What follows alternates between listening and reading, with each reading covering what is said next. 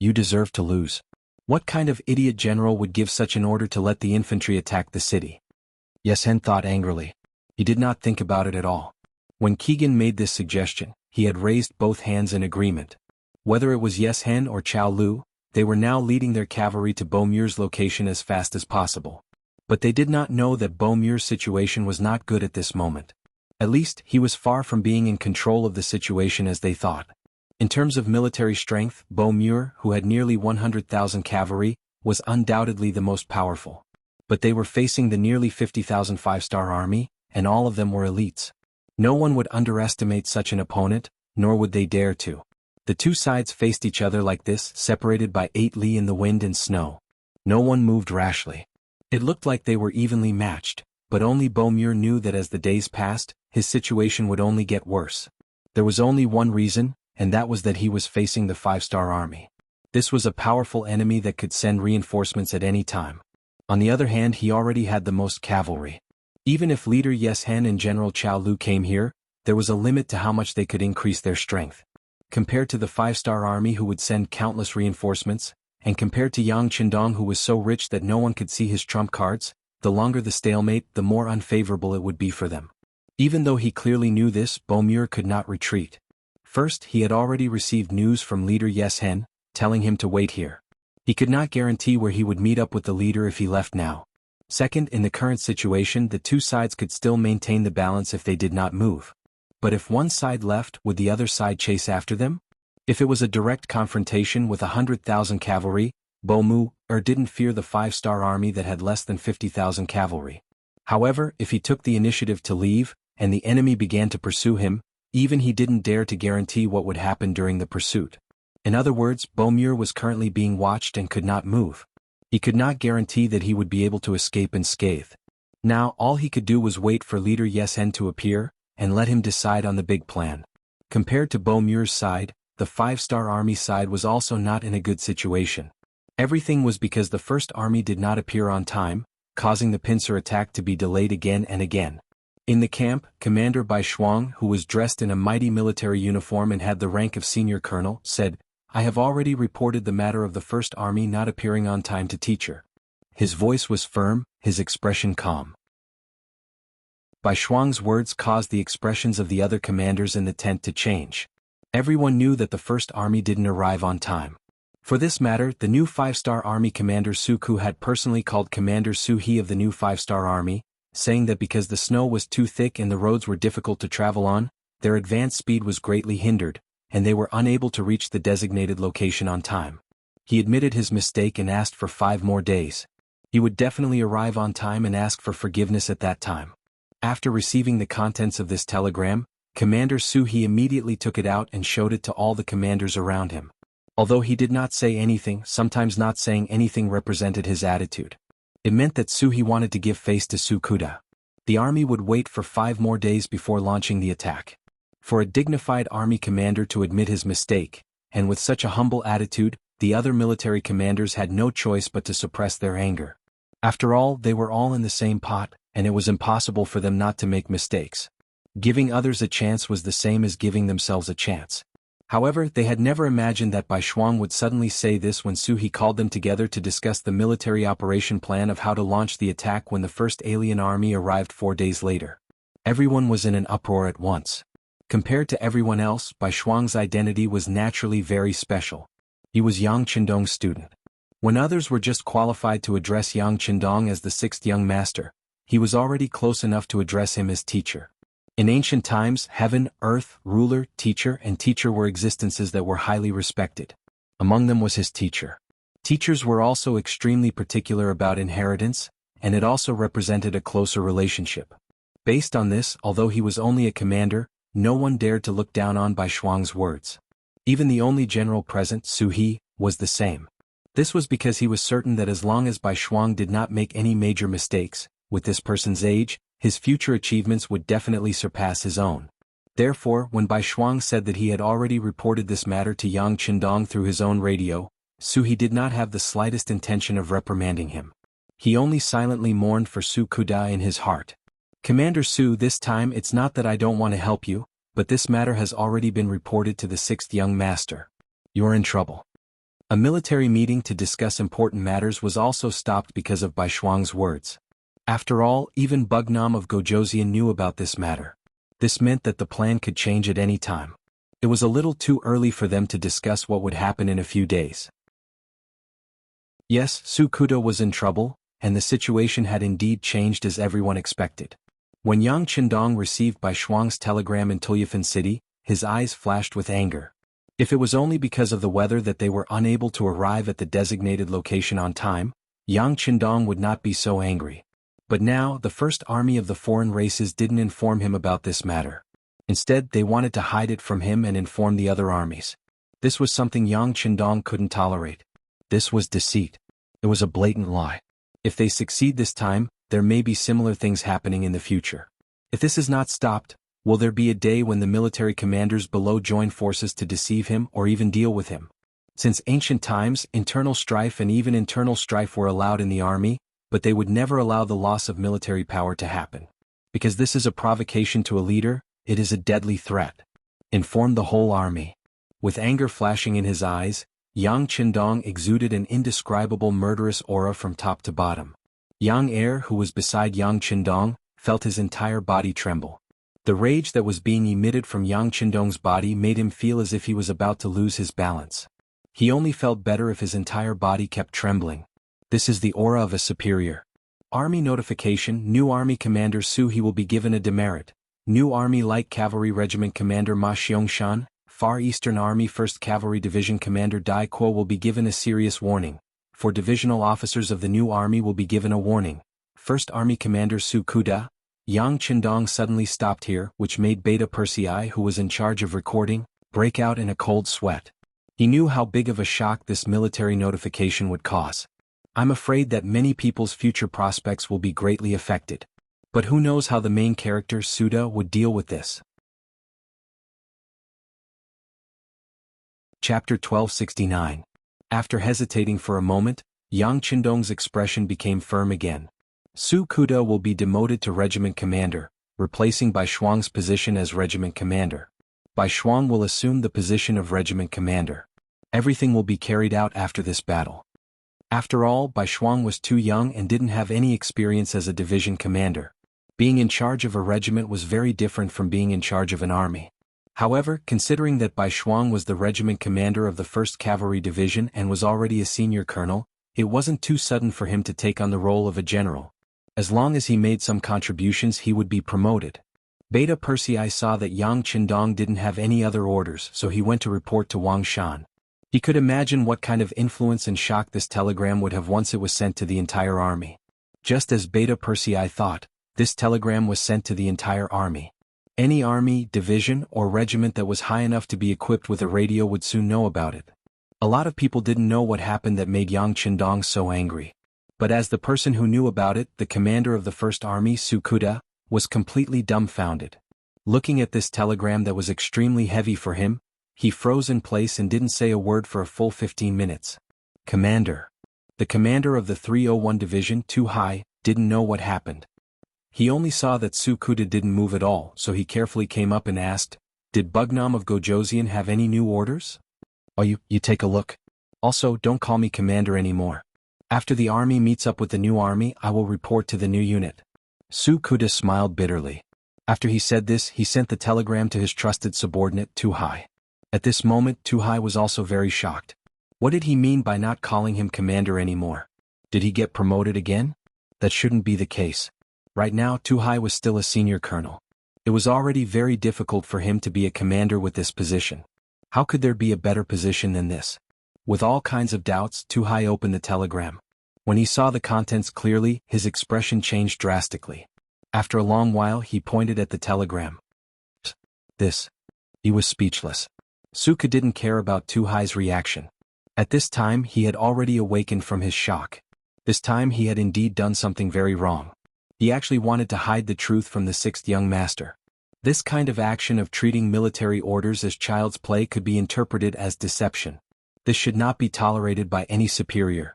It was already a blessing that he wasn't thrown into jail. Now he was even given the position of regiment commander. This was giving him a chance to take the blame and perform meritorious deeds. If he gave up on himself at this time, then even the gods would not be able to save him. Right now, the most important thing to do was to make up for his mistakes and stand up again. He didn't want to disappoint the sixth young master. Commander 2, didn't Commander Mingji say that he has a way to speed up the army's advance? Now invite him over. Before, he wanted to protect his dignity as a commander, so he suppressed the 3rd Division Commander Sensei Naganabu. Now that Suku had been taught a lesson, there was no need for him to protect his dignity. Suku suddenly woke up. After that, someone reported his performance to Yang Chendong. It was also because of this action that his life was saved. Because if he really chose to give up on himself, even the position of commander of the world's #1 army might not be his. After experiencing this incident, Sukuda had finally grown up and would have greater achievements in the future. Of course, this was all in the future. In the tent, Bai Shuang looked at the telegram and didn't know whether to laugh or cry. The reason why he reported this matter to Yang Chendong was because he didn't want to do anything that would let his teacher down. He didn't expect that the position of commander would fall on his head. Although a soldier who didn't want to be a general wasn't a good soldier, this kind of position was not what he wanted. With his own efforts, Bai Shuang believed that one day he would be able to become a general, and that day wasn't too far away. Now, although time was saved, it was inevitable that he would be criticized. Since it was Yang Chendong's order and it was reported to the entire army, it couldn't be changed. Since there's a heavy burden on my shoulders, I'll work hard. Bai Shuang, who knew that he couldn't change the situation, could only accept it. But now, no matter how you looked at it, his expression was like he was pretending to be obedient. Bai Shuang was pleasantly surprised. In contrast, the new army's commander Su He had a worried expression. Especially when he looked at the 1st Cavalry Division's commander, Kulu, he felt even more guilty. Kulu's outstanding performance, especially when he used the strength of a single division to block the attack of 30,000 elite cavalrymen of Wala, heavily injuring the enemy in a situation where he suffered very few casualties. It was these achievements that made it a sure thing that he would be promoted to a commander. Su He had already reported this to Yang Chendong and basically received his approval. He received news that the new army had already decided on the position of commander, and it was very likely that he would be the commander of the 102nd Division, second only to the 101st Division's commander, Lu Zhua.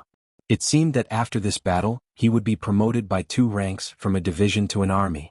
But now, a warning had completely ruined this good opportunity.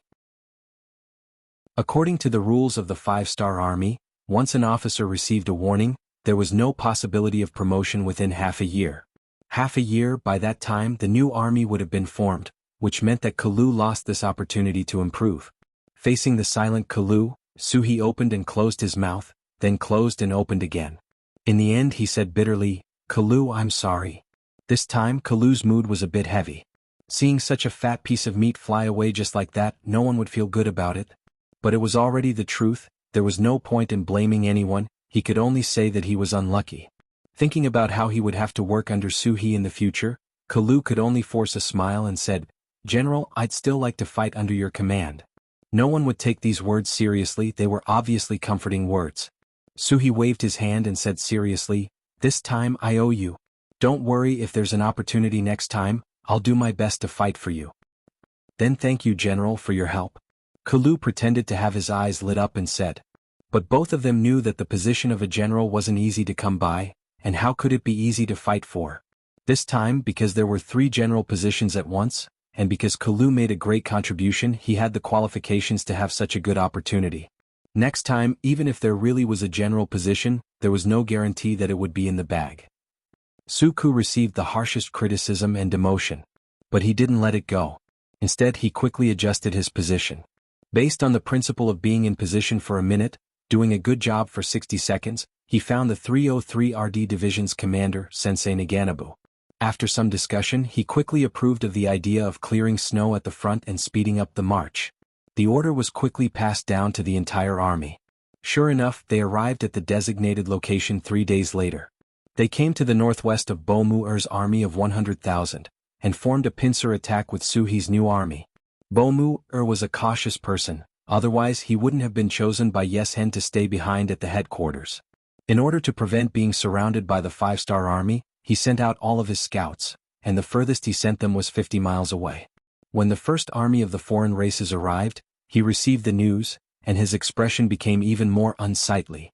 Before, he could still use the advantage of numbers to suppress the enemy's 5-star army, but with the appearance of the 30,000 5-star army, his advantage in numbers was very small.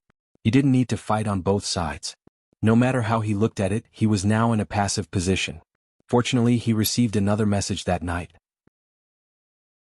Tomorrow evening, the 15,000 cavalrymen led by the previous leader and the 20,000 cavalrymen led by General Chao Lu would meet up with him here.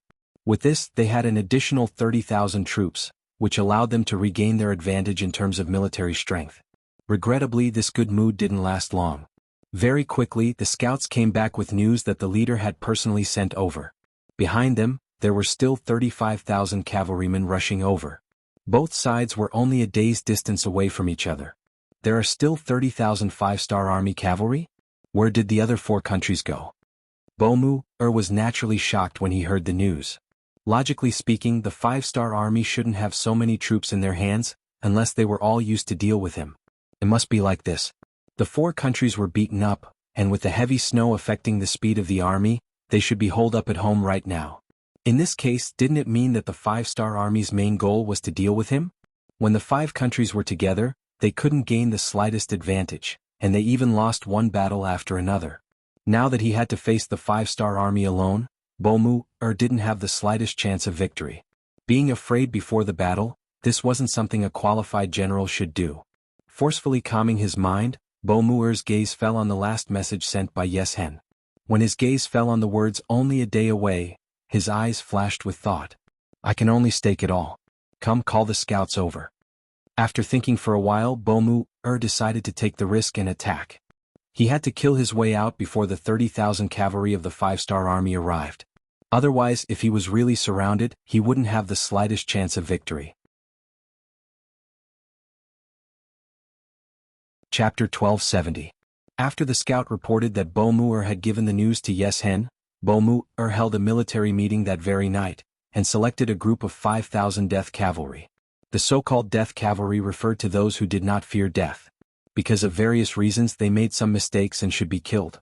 Because of this, they came to the battlefield with the determination to die. And those who were not even afraid of death were the most terrifying. Not only that, Bomu also gave the defeated Qin 50,000 troops, ordering him to stop the 5-star army from the west from sending reinforcements to the 5-star army from the northeast no matter what. If you can stop them, it will be a great merit. If you can't, you can use your death as an apology. Chang Tian is watching you, I wish you good luck. Under Bomu's serious expression, all kinds of orders were given, and the 90,000 cavalry quickly moved. At noon on the second day, they suddenly launched an attack on the first army of the non-humankind from the northeast. This sudden attack without any warning had indeed caught the first army off guard. Fortunately, Yang Qindong's report had just been sent out, and all the officers were very careful. Even if no one expected the Walla cavalry to attack, after a moment of panic, they still managed to stop the other party's attack. They did not immediately send out the 5,000 death cavalry, but only sent out 5,000 ordinary cavalry, in order to test the strength of the 5-star army. Seeing the 5,000 cavalry quickly being pushed back, unable to move an inch, Bomu could not help but sigh. The 5-star army is really strict and not easy to deal with. After sending out his sigh, Bomu had no intention of retreating. His goal was very simple, and that was to continuously attack, causing the first army to feel fatigued. Then, when leader Yes Hen and General Chao Lu arrived, he would gather a large number of troops and open a bloody path. At that time, his troops would be nearly 3 times the enemy's, and charging out should not be a problem. Now, it was time to see if Qin could defend against the attack of the 5-star army from the west. Thinking about it, it shouldn't be a problem since it was 50,000 against 50,000 and they were on the defensive side. Although the snow had stopped, the thick layer of snow still became the biggest stumbling block for the cavalry. As the attacking party, they were at a great disadvantage. It was just like how Bomu's attack on the first army was not very smooth. When the new army wanted to support them, they also faced great difficulties. At the beginning of the war, Commander Su He, Commander Bai Shuang, Commander Ma Xiangshan, Commander Dai Qua and the others were all confused about the reason why they started a fight without any warning. They couldn't understand why the Walla cavalry would suddenly go crazy and choose to attack at this time. Fortunately, everyone was prepared to fight a big and fierce battle when they came here. Although they weren't fully mentally prepared, the soldiers were all experienced soldiers. They quickly adapted and began to charge towards the Wala cavalry camp in an orderly manner. They wanted to attack from two sides with the First Army. Even if they couldn't do it, they could at least share some of the firepower and pressure of their brother's army. However, under the heavy snow, the attack wasn't very effective, especially when facing General Qin, who was doing his best to stop them. This person had the idea of dying if he didn't succeed. He also had 50,000 cavalry in his hands. In terms of troops and chariots, he was even more powerful than Su He and the others. In a situation where they didn't have any advantage, after Commander Chang Bo of the new army's 4th Cavalry Division attacked, 2 regiments of cavalry were crippled. Are they crazy? It was rare to encounter such a tough battle. Commander Chang Bo was shocked and quickly reported the situation to the commander. At the same time, he couldn't help but reduce the frequency of the attack. If they continued to lose like this, not only would they not be able to break through, it was very likely that his entire 4th Cavalry Division would be lost here. This was something that no military commander wanted to see and wouldn't do. In the new army's tent, after Commander Chang Bo's report was sent here, everyone including Su He frowned. It was clear that they didn't understand the actions of the Wala cavalry. It looked like they were trying to break through, but it wasn't that easy to do. Although the first army of the foreign races was a newly formed army, there were many veterans among them. Furthermore, the roads were passable and the snow was too thick, so it would not be easy for them to charge out. It was very likely that they would suffer heavy casualties and fail to achieve their goal. They could see this logic, and so could the Wala's general. But why did they still do this? The tent was abnormally quiet for a while. After a full 15 minutes, everyone still couldn't find the slightest clue. No one said a word. In the end, it was Bai Shuang who spoke. Okay, I see that everyone can't think of a reason like me. Let's report it to the teacher. Report it? Su He raised his eyebrows after hearing this. It wasn't that he didn't think of doing this, but wouldn't that prove his incompetence? He had just been executed. But when he thought of this kind of battle, if a mistake in judgment led to even greater losses, the result was not something he could bear. Besides, who was Bai Shuang? Even if he didn't agree, he had a separate radio in his hands that could contact Yang Qindong. If that happened, he would only be more passive. Okay, then let's report it. Let's ask the 6th young master to give us a clear path. After thinking about it, Su He decided to accept Bai Shuang's suggestion. The telegram was quickly drafted. After the commanders read it and found no problems, they reported it through the radio. After a stick of incense's time, a reply came. Compared to Su He and Bai Shuang, who only focused on one army in one area, Yang Qindong looked at the entire situation.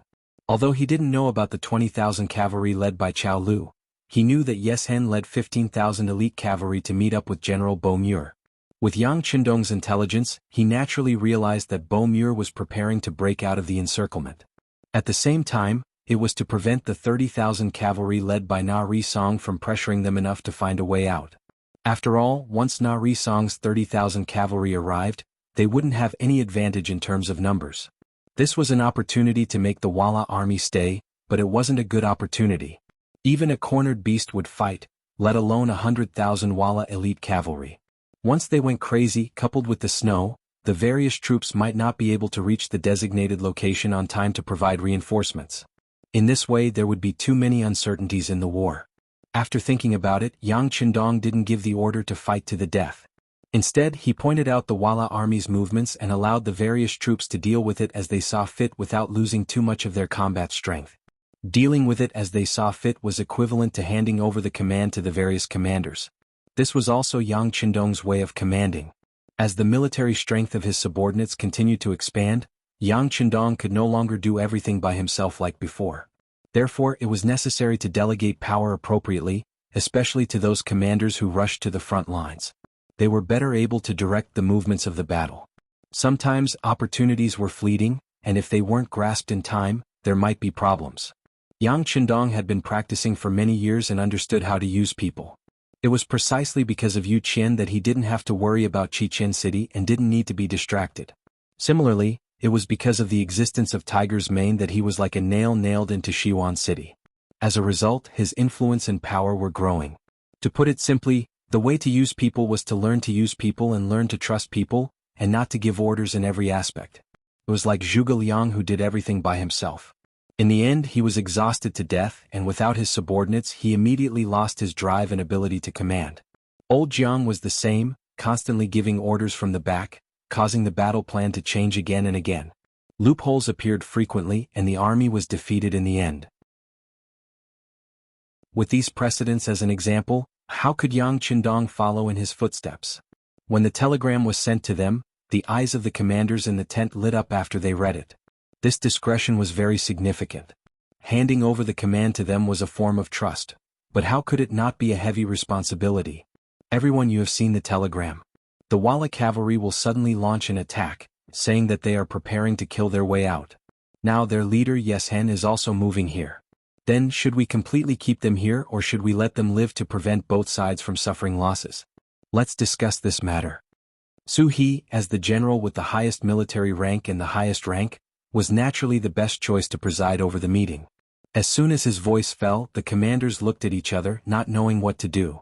From a psychological point of view, after fighting with the Walla army for so long, of course they wanted to completely keep them here to prevent future troubles. But now was really not a good time. The snow was too thick and it greatly affected the movement speed of the army. Moreover, the other party's military strength was not ordinary, and their combat strength was quite strong. If they were to fight head-on, not to mention that they might not be able to keep their lives, their losses would definitely not be small. Yang Qindong had already sent out a notice to the entire army. After this battle they had to take a break. While the army rested and replenished, the migration of the civilians also had to be carried out. They would only attack the Ili region after the snow melted in spring. And if everyone suffered heavy losses now, it would delay the important matters after spring. What should they do? Among the commanders there were very quickly two opinions. Some people said that they should use this opportunity to completely eliminate Yeshen. This was a great enemy that the five-star army rarely faced. If they were eliminated, the five-star army would no longer have any opponents in this grassland. From a long-term perspective, this was appropriate. Chapter 1271. There were also some people who said that there was no winner in a head-on clash. If they really fought with the Walla army this time and both sides suffered losses, or even greatly damaged their vitality, then when spring came, how would they attack the inner region? How would they accomplish their goals? It was not worth it to give up a large piece of land for Yeshen, who was like a stray dog. Both opinions had their own supporters and both had their own reasons. When Su He gathered all the opinions, he was in a dilemma. In the end, his gaze fell on Bai Shuang. After this battle, this person would take up the position of commander. He was in existence on the same level as him, so it was not shameful to listen to his opinion. Of course, Su He knew whether or not he was using Bai Shuang's name in private. This person was Yang Qindong's student. Even if his decision was wrong, Yang Qindong would not blame him too heavily. So he did not have to be careful. As Yang Xie's territory grew larger and larger, the five-star army became more and more powerful, and Yang Qindong's position became more and more noble. Anyone who faced him had to be careful. This was the aura of a superior. Bai Shuang did not think too much about it. Perhaps it was because of his status that he did not need to worry about these things. He had other thoughts in his mind. Even if Su He did not ask him, he would have said it himself. He took this opportunity to say, "This general has a few opinions. Right now the war has just begun and no one can predict what will happen next. Why don't we prepare for both sides?" Prepare for both sides? Hearing Bai Shuang's words, everyone looked at him with confusion. Yes, prepare for both sides. Bai Shuang said with certainty, "First, we naturally plan to destroy the Walla's main force, or even capture or kill Yeshen. We still have to do the necessary charge and support. The foreign race's first army will still be blocked. If we can heavily injure them and find an opportunity, we will move out with our entire army and crush them. Secondly, if there's no turning back and the Walla armies will to fight to the death is obvious, and they've always held the initiative on the battlefield, then we should give up on fighting them head-on, and weaken the enemy's strength as much as possible without losing our own strength. If it's really impossible, then we should just let them leave. The future is long. If we can beat them away today, then we can defeat them in the future and wipe them all out." Two different opinions were put forward at once. Their considerations were taken into consideration by the officers. After everyone heard it, they all nodded in agreement. There were even some people who thought in their hearts, as expected of Wu Nanking's student, he has a very thorough understanding of the four words discretion. Su He, who was sitting at the head of the table, also nodded in agreement. Previously, he thought that Bai Shuang was directly promoted to commander because he was Yang Qindong's student. Now, it seemed that this opinion needed to be changed. This person was indeed very capable, and he might be able to take up the position of commander. Bai Shuang's opinion received everyone's agreement. Then this opinion was reported to Yang Qindong. Soon a telegram was sent back to deal with this matter. Not long after, the foreign race's first army also received the telegram. Su Ku, who was going to be demoted after the war, after seeing the telegram, he only thought for a moment before saying to his 4 division commanders, "Everything will be done according to the telegram. We will use all our strength to stop them. If we can't catch them, then let them pass by us." "No, Commander." The 301st Division Commander, Tu Hai, immediately objected. "Commander, this is an opportunity for the foreign race's first army. If we can stop the Walla army and even capture their leader, Yes Hen, it will definitely be a great achievement. Maybe you won't have to leave. In order to achieve this goal, even if we have to sacrifice our entire army, it will be worth it." "That's right, military commander." The other 3 division commanders also expressed the same opinion. Su Ku's army was obviously very capable. At least he quickly won the support of his 4 division commanders. Looking at the expectant gazes of the 4, Su Ku's heart was very moved. However, he wasn't moved. He knew that it was his negligence and arrogance that caused the army to lose the opportunity to fight. And now it was time to make up for his mistakes. If he ignored all the soldiers of the foreign race's first army for his own selfish reasons, even if he could stop Yes Hen in the end, it would still be a failure. He couldn't destroy the entire foreign race's first army for his own selfish reasons. Su Ku's heart was firm. "Okay, I'm still the commander. Carry out my orders." The commander's authority was inviolable. Since Su Ku had said so, Tu Hai and the others had no choice but to carry out his orders. However, they had already thought it through. They would do their best to stop the Walla army from breaking out. If there was a chance, even if both sides suffered losses, they would still try to stop the enemy. The Walla cavalry's charge was still ongoing. Although the war horses couldn't display their usual speed due to the snow, and the pressure from the arrows increased, Bomur didn't have any intention of stopping. He knew that if they couldn't break out today, once the 5-star army's 30,000 cavalry arrived tomorrow, it would be even more difficult to retreat. There are still 4 hours before the sky turns dark. The leader will also join us. At that time we must kill our way out. For this, we must do it no matter the cost. He repeated the importance of this battle to the deputy general beside him. Then, as if he had just remembered something, he asked, "General, how is the situation on the other side?" "General, the news from there is that everything is fine. The 5-star army's cavalry didn't have enough momentum. It seems like they are very afraid of death." When the deputy general answered this question, there was a trace of disdain in the corner of his mouth. Bomur could see that this person was looking down on the 5-star army. His expression changed for no reason. "What do you know? The 5-star army isn't afraid of death. They just don't want to pay a huge price. I even suspect that they have already seen through our goal." "What? That can't be right." The deputy general had a look of disbelief. "There is nothing impossible about it. I have long heard that the 5-star army has a type of metal that can achieve the purpose of rapid communication. In other words, the news of the leader meeting us is very likely to be known to them. Our abnormal attack must have aroused their suspicions," Bomur said with a heavy expression. When he first heard about this matter, he still had a look of disbelief. However, the 5-star army's reaction speed on the battlefield had already proven this point. After saying this, Bomur didn't look at the deputy general, who was so shocked that his mouth was agape. Instead, he looked back at the map in front of him. He was thinking about whether there were any loopholes in their next move. On the other hand, the attacks of the new army on the west side were indeed not that fierce. With such a thick layer of snow, once they started charging, they would definitely not be able to increase their speed. This allowed the archers, who were on the defensive, to have more space to display their skills. Knowing that it was dangerous and still having the soldiers charge, no general with brains would do such a thing. However, this didn't mean that they wouldn't do anything. It was inevitable for soldiers to be sacrificed on the battlefield, but the most important thing was how to make the most of their value. If they couldn't make enough difference, Su He, Bai Shuang, and the others couldn't accept such a way of dying. "I think we should wait until nighttime. Once the first Walla cavalry can't hold on any longer, the Walla army will have to charge out from there. At that time, the 50,000 Walla cavalry will definitely retreat. While they are retreating, we will launch an all-out attack. At that time, even if Yes Hen and the others can escape, we still have to make them stay. No matter what, we have to tear off a piece of meat from them." In the tent, the one who spoke was Bai Shuang. Seeing that he was going to become the commander of an army after the battle, he didn't dare to underestimate his words.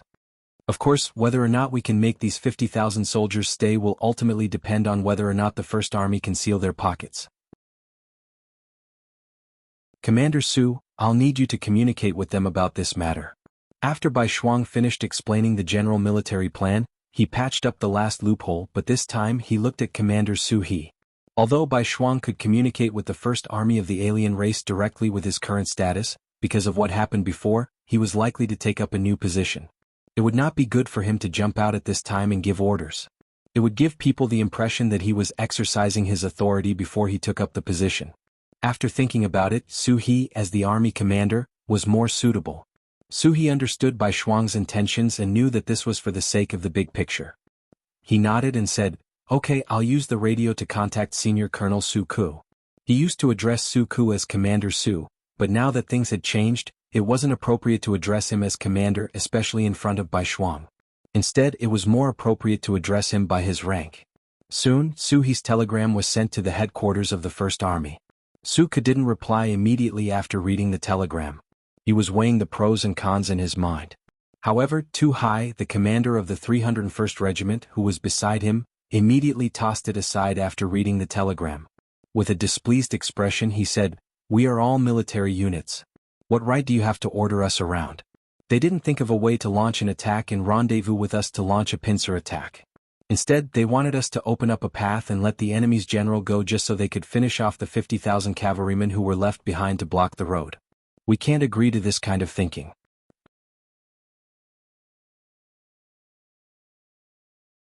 Chapter 1272.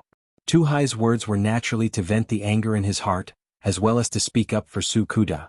After all, he was now the favorite of the military chief with a lot of power and autonomy. Who knew if Bai Shuang would still be the same after he took over? Would he find a chance to get rid of Tu Hai himself and replace him with someone else? This wasn't Tu Hai measuring the stature of a gentleman with his own yardstick. This kind of thing could be said to be the norm. In order to better control the army, most military chiefs wouldn't allow their subordinates to have different opinions. Otherwise, if they really fought a war, how could they unify the command? But no matter what Tu Hai was thinking, Su Kuda's demotion from commander to regiment commander was already set in stone. Unless Yang Qindong retracted it, no one could change it. For example, Su Kuda now accepted this fact. He was now thinking about how to fight his last battle as a commander. At the very least, he couldn't leave this mess in the hands of his successor, Bai Shuang. "Commander Tu, what's the situation at the front?" Su Kuda ignored Tu Hai's complaints and went straight to the heart of the matter. Military chief. When it came to serious matters, Tu Hai didn't dare to be the slightest bit arrogant. He hurriedly replied, "Right now, the 304th Division is at the front. Commander Kang Biao is personally commanding the formation, but I heard that they also suffered some losses. The Walla cavalry seems to have gone crazy, charging non-stop. They are also using the tip of the arrow formation. If it wasn't for the heavy snow affecting their speed, I'm afraid our losses would be even greater." This wasn't the first time Su Kuda had heard such a report. Previously, the 302 ND Division's commander Luan Xiaojiang and the 303 RD Division's commander Sensei Naganabu had both reported to him that the Walla army's attacks were extremely fierce. There were a few times when they almost tore a hole in the front line. The various divisions had also suffered heavy losses. From the looks of it, the Walla army had truly risked their lives this time. It was likely that the First Army alone would not be able to keep them here. Thinking of what Yang Qindong had said in the telegram, "Deal with the situation as you see fit," Su Kaida couldn't help but let out a long sigh. "Pass down the order. Tell all divisions to do their best to resist. If they really can't, don't fight them head-on. Let them pass and wait with the new army and other forces to surround the 50,000 Walla army cavalry."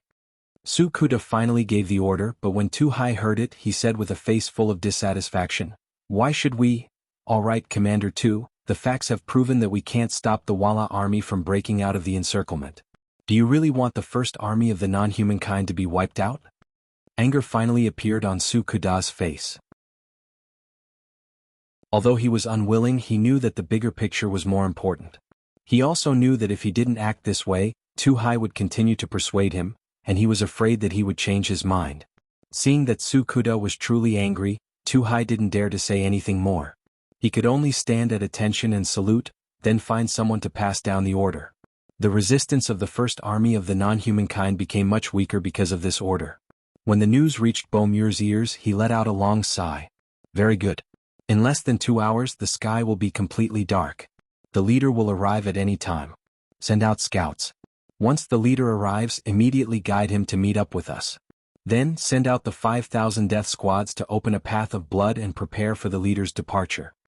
The sky wasn't dark yet and the wind was even more chilly. However, no one seemed to feel it. Instead, they all stared with wide eyes, waiting for the arrival of the final battle. Finally, after nearly 2 hours, the scouts came back with news. They had already received the leader Yes Hen from Turpan. Not only that, General Chao Lu had also arrived with 20,000 cavalry. When he heard that his side had an additional 35,000 cavalry, Beaumuir suddenly had a bold idea. They currently had the advantage in numbers, and the 5th Star Army's 30,000 cavalry reinforcements would only arrive a day later. Then, could they use this opportunity to do something? For example, surround the 5th Star Army and eliminate them? When this idea appeared in Beaumuir's mind, he felt a surge of blood. When the deputy general asked him if he should send the 5,000 death squads to the battlefield, he didn't immediately reply. General? Seeing that Beaumuir was silent for a long time, the deputy general couldn't help but call out twice, afraid that he would miss the opportunity to break out of the encirclement. Oh, send them out.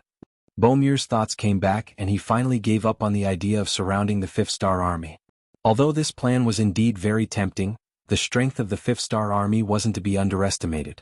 He couldn't guarantee that they would be able to eliminate the 80,000 5th Star Army in a day's time. If they couldn't, once they were entangled, once the 5th Star Army's reinforcements arrived, it would be difficult to escape. And even if they could defeat the 5th Star Army, the Walla Army would suffer heavy losses. This wasn't a good deal at all. What they wanted now wasn't to eliminate the 5th Star Army, because they simply couldn't do it. What they wanted was to get away from here. Only in this way could they better develop themselves. This required them to bring out enough elite cavalry to be the cornerstone of their future development. If one more person died here, it would be a huge loss to their future. Putting away the unrealistic thoughts in their hearts, the 5,000 Walla cavalry charged out. They all had the thought of death on their faces as they rode forward with difficulty in the dark night. From time to time, they would wave their swords to block the incoming arrows. Although their speed wasn't fast and they suffered heavy losses, no one retreated. The first army of the outsiders had been fighting for half a day. Seeing another Walla cavalry brigade appear, and not only did they not dodge the arrows, they even dared to shoot back at them. Both sides suffered some losses in a short period of time. They aren't human at all, they aren't afraid of death. Commander Kang Biao of 304 saw the Walla cavalry getting closer and closer and couldn't help but sigh. He had to admit that among the opponents of the 5th Star Army, the Walla cavalry's combat strength had always been superior. Many times, the 5th Star Army had to be very careful when fighting against them, otherwise they would likely suffer heavy losses.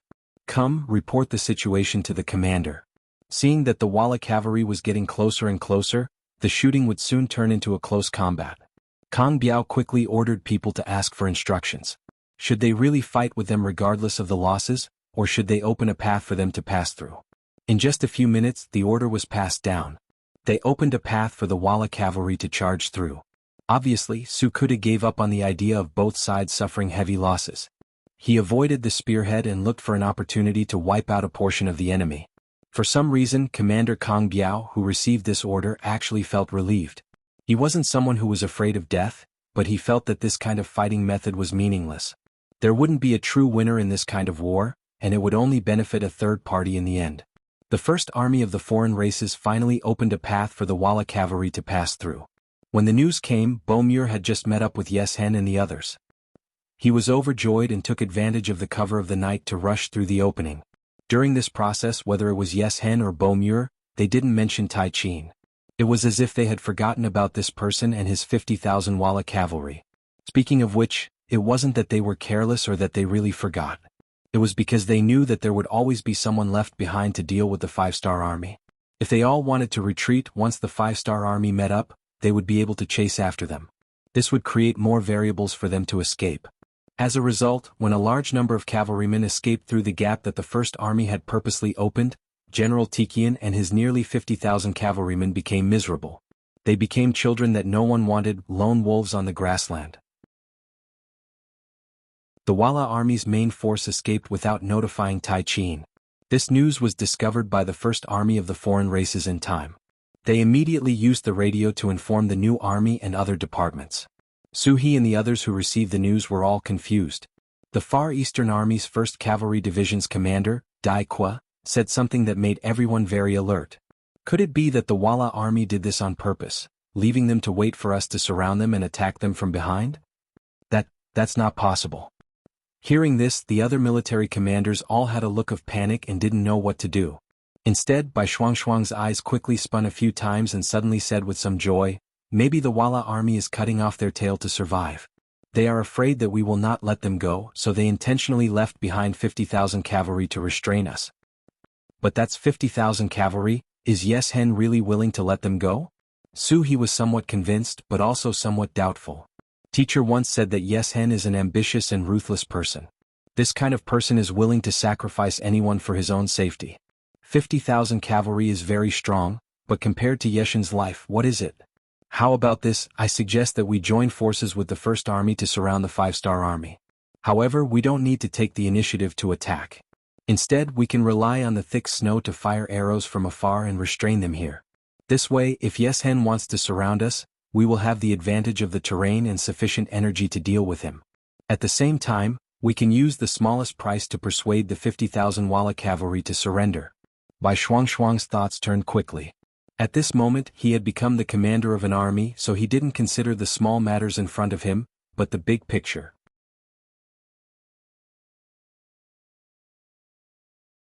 Chapter 1273. Hearing this suggestion, Suhi's eyes also brightened. Good idea. We encircle but don't attack.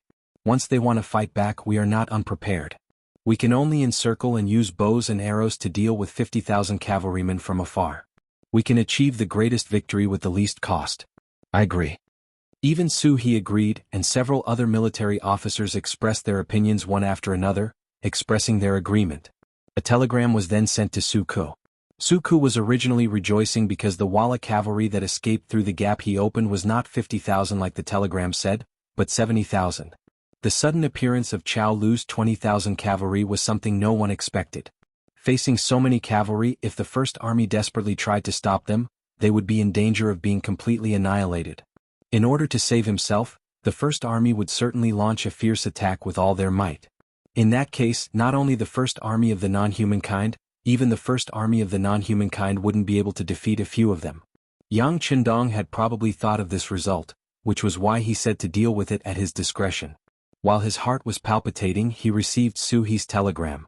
He immediately tightened his pockets and quickly approached the 50,000 Walla army. In less than 2 hours he had completely surrounded them. At this time, Pai Qin also received news that the Walla's main force had retreated.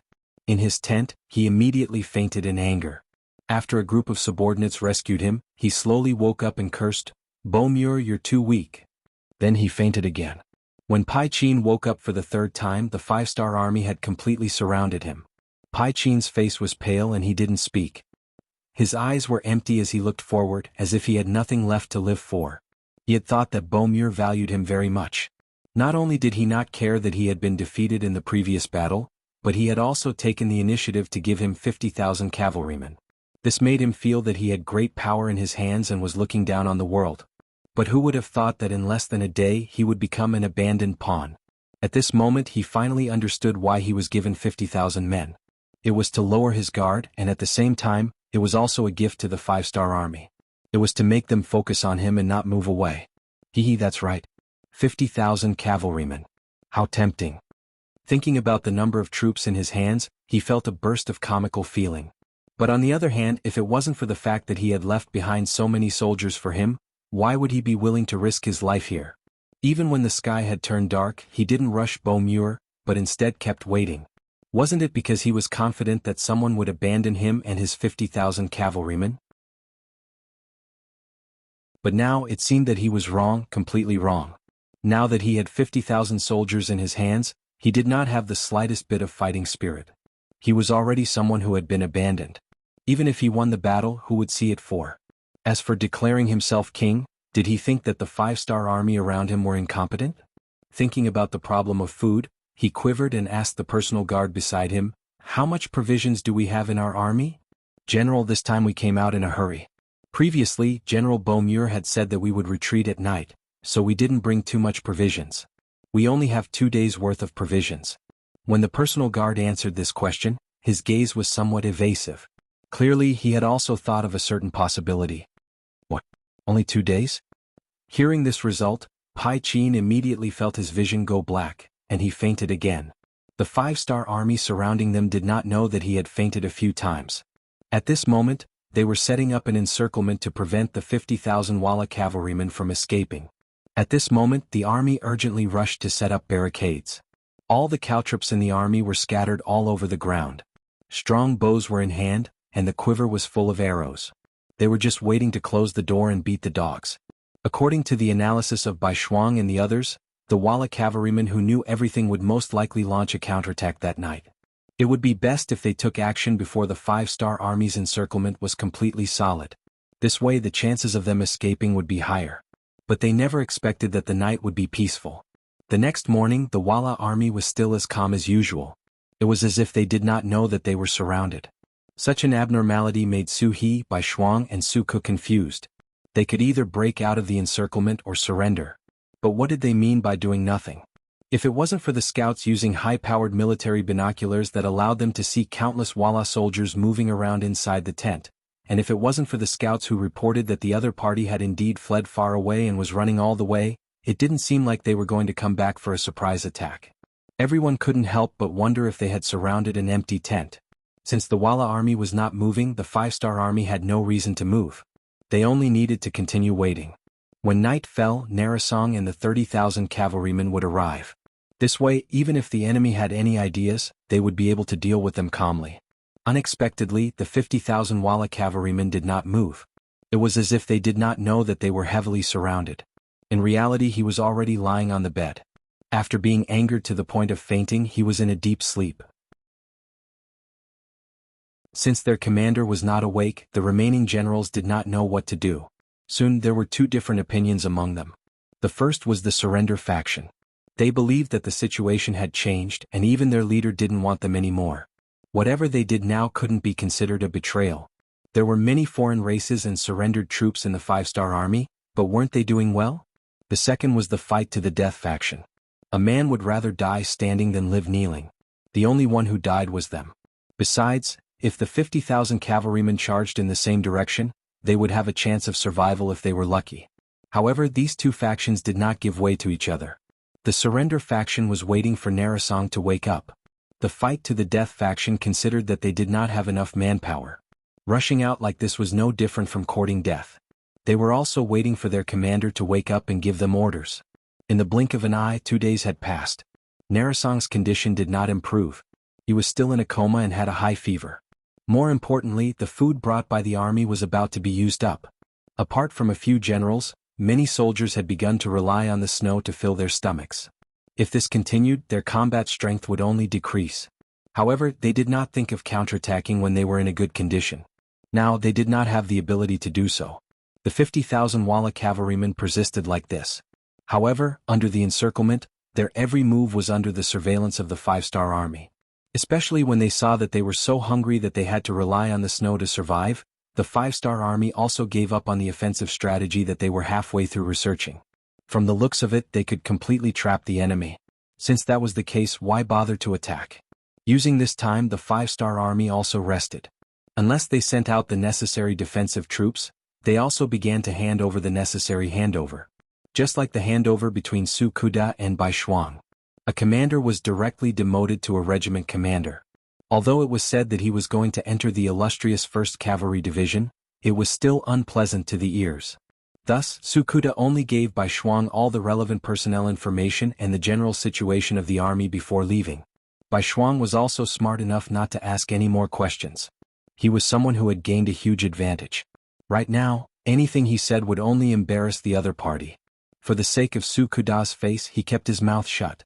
He also handed over some information about the situation of the 4th Regiment to the other party and watched as he left. It was rare for the handover to be so sloppy, but none of the insiders said anything. After Bai Shuang received the information and appointment, he went to the foreign race's 1st Army and met with Tu Hai and the other 3 division commanders. In comparison, Bai Shuang was the youngest. If he had never trained in the army, it would be difficult for him to convince the others even if he had a strong backer. In fact, Tu Hai and the other 3 division commanders were already prepared to take Bai Shuang down a notch. They were already division commanders, but now they actually wanted a regiment commander to lead them. It was impossible to say that they did not have any resistance. However, what surprised everyone was that when Bai Shuang met with the 4 division commanders for the first time, he only used a short sentence to end everything. In my hand is a telegram personally issued by teacher. This cannot be changed. If anyone is still unconvinced, you can argue with me.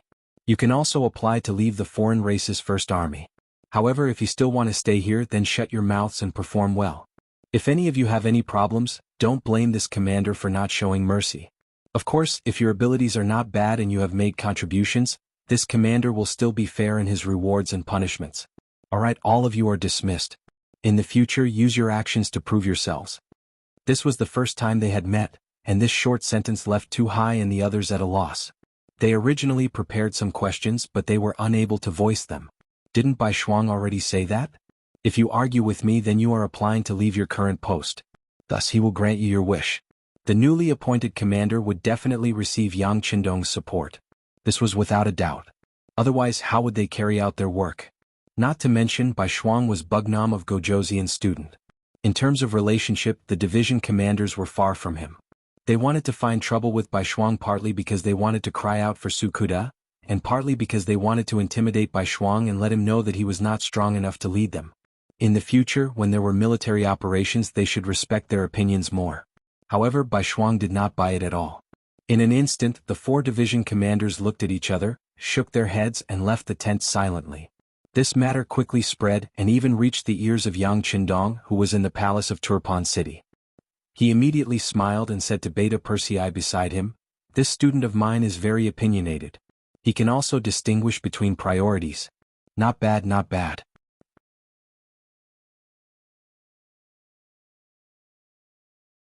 Chapter 1274. To be able to receive 2 compliments from Yang Qindong, Bai Shuang's identity as the army commander was confirmed. At this moment, Yang Qindong was in a very good mood. After crushing the attack of the 5 countries, the 50,000 Walla army cavalry would be in his pocket again. The next step was to wait for the snow to melt before launching an all-out attack. During this period, there were still many things that he needed to do. For example, continuously sending troops to the Ili region, continuously sending the people who wanted to migrate out, and letting the people from the outside bring them in, settling them down, and dividing the land equally, etc. Considering that there were many things to do, and that the war would start again after the spring, he had to stay here to set up the formation. Yang Qindong did not plan to return to Chichen City. This time he had to be separated from his wife and children again. Chichen City. Long residence. The chief of public security, Long Tainan, was drawing Yang Duo's eyebrows in his bedroom. No one would have thought that the dignified Chief Long, who could make criminals tremble in fear, had such a gentle side. A man drawing a woman's eyebrows, this was a sign of the love between husband and wife. See Zhang Chang drawing eyebrows. Zhang Chang was from Pingyang during the Han Dynasty. During the Xian Emperor, he was the governor of the capital. Zhang Chang drawing eyebrows for his wife. In the past, it was said that husband and wife had a good relationship. Later generations combined the story of Zhang Chang drawing eyebrows, Han Shou stealing a woman, Xiang Ru stealing a jade, and Xin Yu's thin waist into the 4 great romantic affairs of the ancient times. Yang Duo, who was middle-aged but still had a beautiful face, was also enjoying this feeling at this moment. From time to time, her eyes would meet with Long Tianan's and then she would smile. In an instant, the temperature of the entire room seemed to rise a lot. Okay, done. After finishing the last stroke, Long Tainan, who was bending over, laughed. Looking carefully in the mirror, Yang Duo's face showed a satisfied expression. Not bad, my husband's skills have improved again. That's true. Who asked me to have a lovely wife? Long Tainan laughed heartily after being praised. He was obviously very satisfied with this praise. In response, Yang Duo threw a smug expression, but in her heart, she was happy. Long Tainan was not her first wife, and she had a past that she could not bear to look back on. She originally thought that this was the end of her life, but she never thought that she would be able to have a second spring. Moreover, the relationship between the 2 of them was really good. They loved and respected each other, which made her very satisfied. It was because of this satisfaction Yang Duo was willing to do anything for Long Tainan. Just like how she had sent a telegram to Hu Mang, the commander of the new army in the first city, for the sake of Ai Hui. She didn't know if it was appropriate, but she had done it out of love. Now that she thought about it, she had to inform Long Tainan. Otherwise, who knew if it would cause any misunderstandings? Husband, I sent a telegram to Commander Hu Mang yesterday. What? Long Tainan, who was washing his hands after putting down his brush, did not hear clearly at first. He thought that it was just a normal matter, but then he reacted. His hands that were reaching into the basin could not help but pause, and his entire body also froze. Yang Duo, who had been paying attention to Long Tainan, noticed this change. A look of heartache flashed in her eyes, and then she said, I recommended Director Qin to Commander Tiger Mane. When the content was said, Long Tainan had already turned around. With a trace of nervousness on his face, he said, Madam, how can you send such a telegram? This. Why can't he? What's this? Director Qin is a talent to begin with. Didn't my husband say more than once that once he wants to lead troops into battle, he is also qualified to be a military commander? And I also know that you went to City Lord Yu Qian and Deputy Commander Lung Song of the Army Headquarters because of this matter. I saw that you were anxious, so I wanted to help you. Yang Duo naturally knew what Long Tainan was going to say. It was nothing more than that. It was best for women not to get involved in this matter, especially Yang Duo, who was Yang Qindong's seventh sister. Sometimes she had to pay special attention to what she said or even what she expressed. How could Yang Duo not know this? A woman's virtue was to have no talent. Wasn't this a sentence that those scholars often said? However, she also knew that they were in Yang Xie's world now. Yang Qindong had said that men and women were equal. Since they were equal, why couldn't she do what men did? More importantly, she saw that Long Tainan had been busy because of this matter. She really wanted to help. After thinking about it, she simply sent a telegram to Commander Tiger's Mane in her own name. Of course, Yang Duo wasn't someone who didn't know the importance of things, especially now that Yang Xie's territory was getting bigger and bigger. As Yang Qindong's seventh sister, the weight of her words naturally became heavier and heavier. Therefore, she also specially sent a telegram to Yang Qindong, directly removing Long Tainan from the list.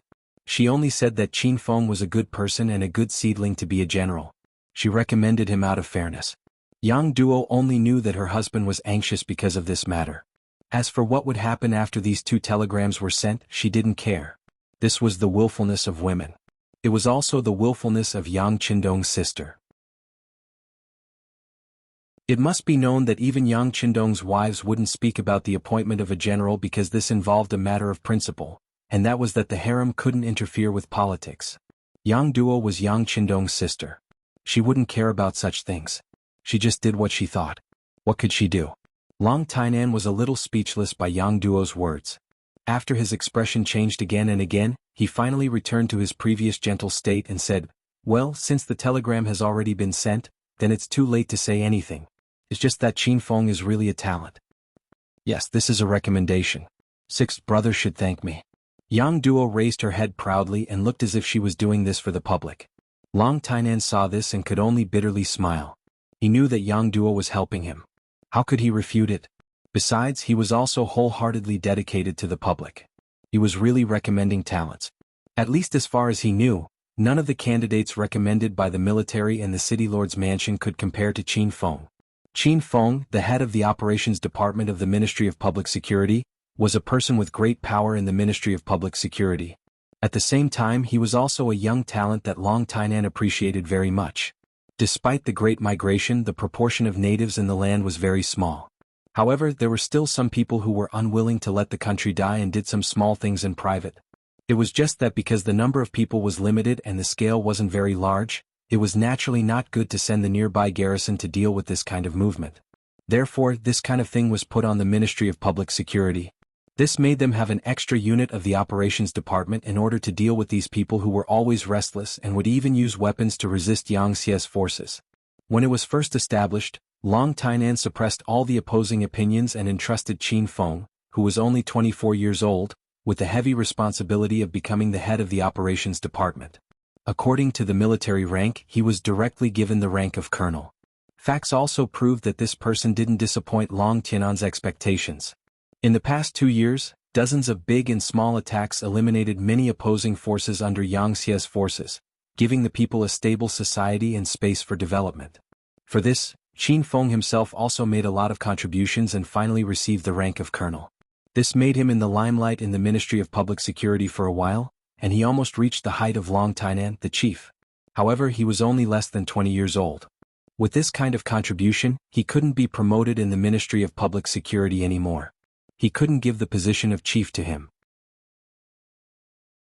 Even if he was a talent, because of the environment, he couldn't be promoted anymore. As a result, Qin Feng, who had made great contributions several times in a row, was given the title of Vice Chief of Public Security. This was already the limit. Because of this, in order to not delay this person's development, Long Tainan decided to send him to the military. This way there would be room for improvement. This time, it just so happened that the new army was going to be changed into a new army group. Seeing that there were 3 army commander positions, he had an idea. For this matter, Long Tainan threw away his old face and went to look for City Lord Yu Qian, Deputy Commander Leng Song and the others. Unfortunately, the effect wasn't very good. This didn't mean that Qin Feng wasn't capable enough or that his contributions weren't enough. It was just that he was still too young. If he was allowed to take the position like this, what would happen to the other senior people? Thus, Long Tainan only wrote Qin Feng's name in the recommendation letter from the Ministry of Public Security and then prepared to resign himself to fate. However, everyone knew that it was difficult to obtain such an important position just by relying on the recommendation of the Ministry of Public Security. This was where his worry lay. He didn't expect that Yang Duo would see it all. Then she made a move. However, she was afraid that she wouldn't get permission, so she acted first and reported later. Originally, Yang Duo was prepared to tell Yang Qindong in person when he returned to Qian City for the new year. However, there was already news that the war in Qian City was tense and he might not return this new year, so she simply sent a telegram to express her intentions. Yang Duo didn't want her husband to worry too much. In addition, Qin Feng was indeed a talent, so she directly sent 2 telegrams in her own name. When the telegrams were received, Yang Qindong just glanced at them and put them aside. He casually said to Beta Persei, "My 7th sister is even recommending talents. Alright, go and check it out later and see who this Qin Feng is." After receiving the order, Beta Persei immediately nodded and went out to send telegrams to Yang Wu, who was staying in Qian City, and Yang San, who was the director of the Security Bureau. Since it was something that the young master was concerned about, it was not a small matter. In the beginning city, Tiger's Mane, who also received the telegram, revealed a helpless expression. The establishment of a new army was no longer a secret. With the help of the logistics commander, Yang Si, the soldiers had basically gathered, but the commander had not been completely decided yet. This gave Tiger's Mane, who was about to become the commander, a headache.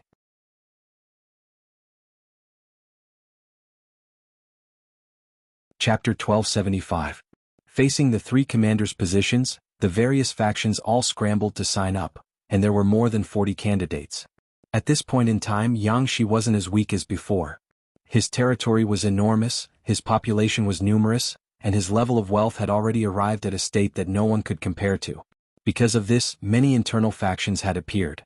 At first, they just wanted to protect their own interests and strengthen themselves. As they won more and more battles, their territories grew bigger and bigger. Conflicts of interests were inevitable.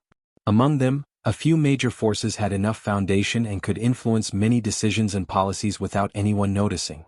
The most powerful of these factions were the 3 factions. The first was the elder faction. For example, Tiger's Mane, the Yang family servants, and some important factory managers and founders. Even though there were not many of them, they all occupied important positions. The second was the Cold Front faction. This was the elite of the elite, equipped with the best weapons and the best soldiers. Their strength was unimaginable. The third was the Red Nest faction. They mainly developed in the rear, acting as the main camp and supporting the development of the army. As Yang Xie developed, it also developed itself. Most of the time, even Yang Qindong had to consider their feelings when making certain decisions. The fourth was the Surrender faction. There were all kinds of talents among them, but it was undeniable that they had all joined the Yang faction from other factions for various reasons. Many of them had been forced to join, but as time passed they settled down and became Yang Xie, especially the backbone of the 5-star army. There were actually differences among the 4 major factions. For example, the Crimson faction was also divided into the local faction, the old people in Crimson City, the Great Ming faction, the talents from Northern Ming and Southern Ming, and the foreign faction, the talents from outside Crimson City and Great Ming who came to Crimson City to develop.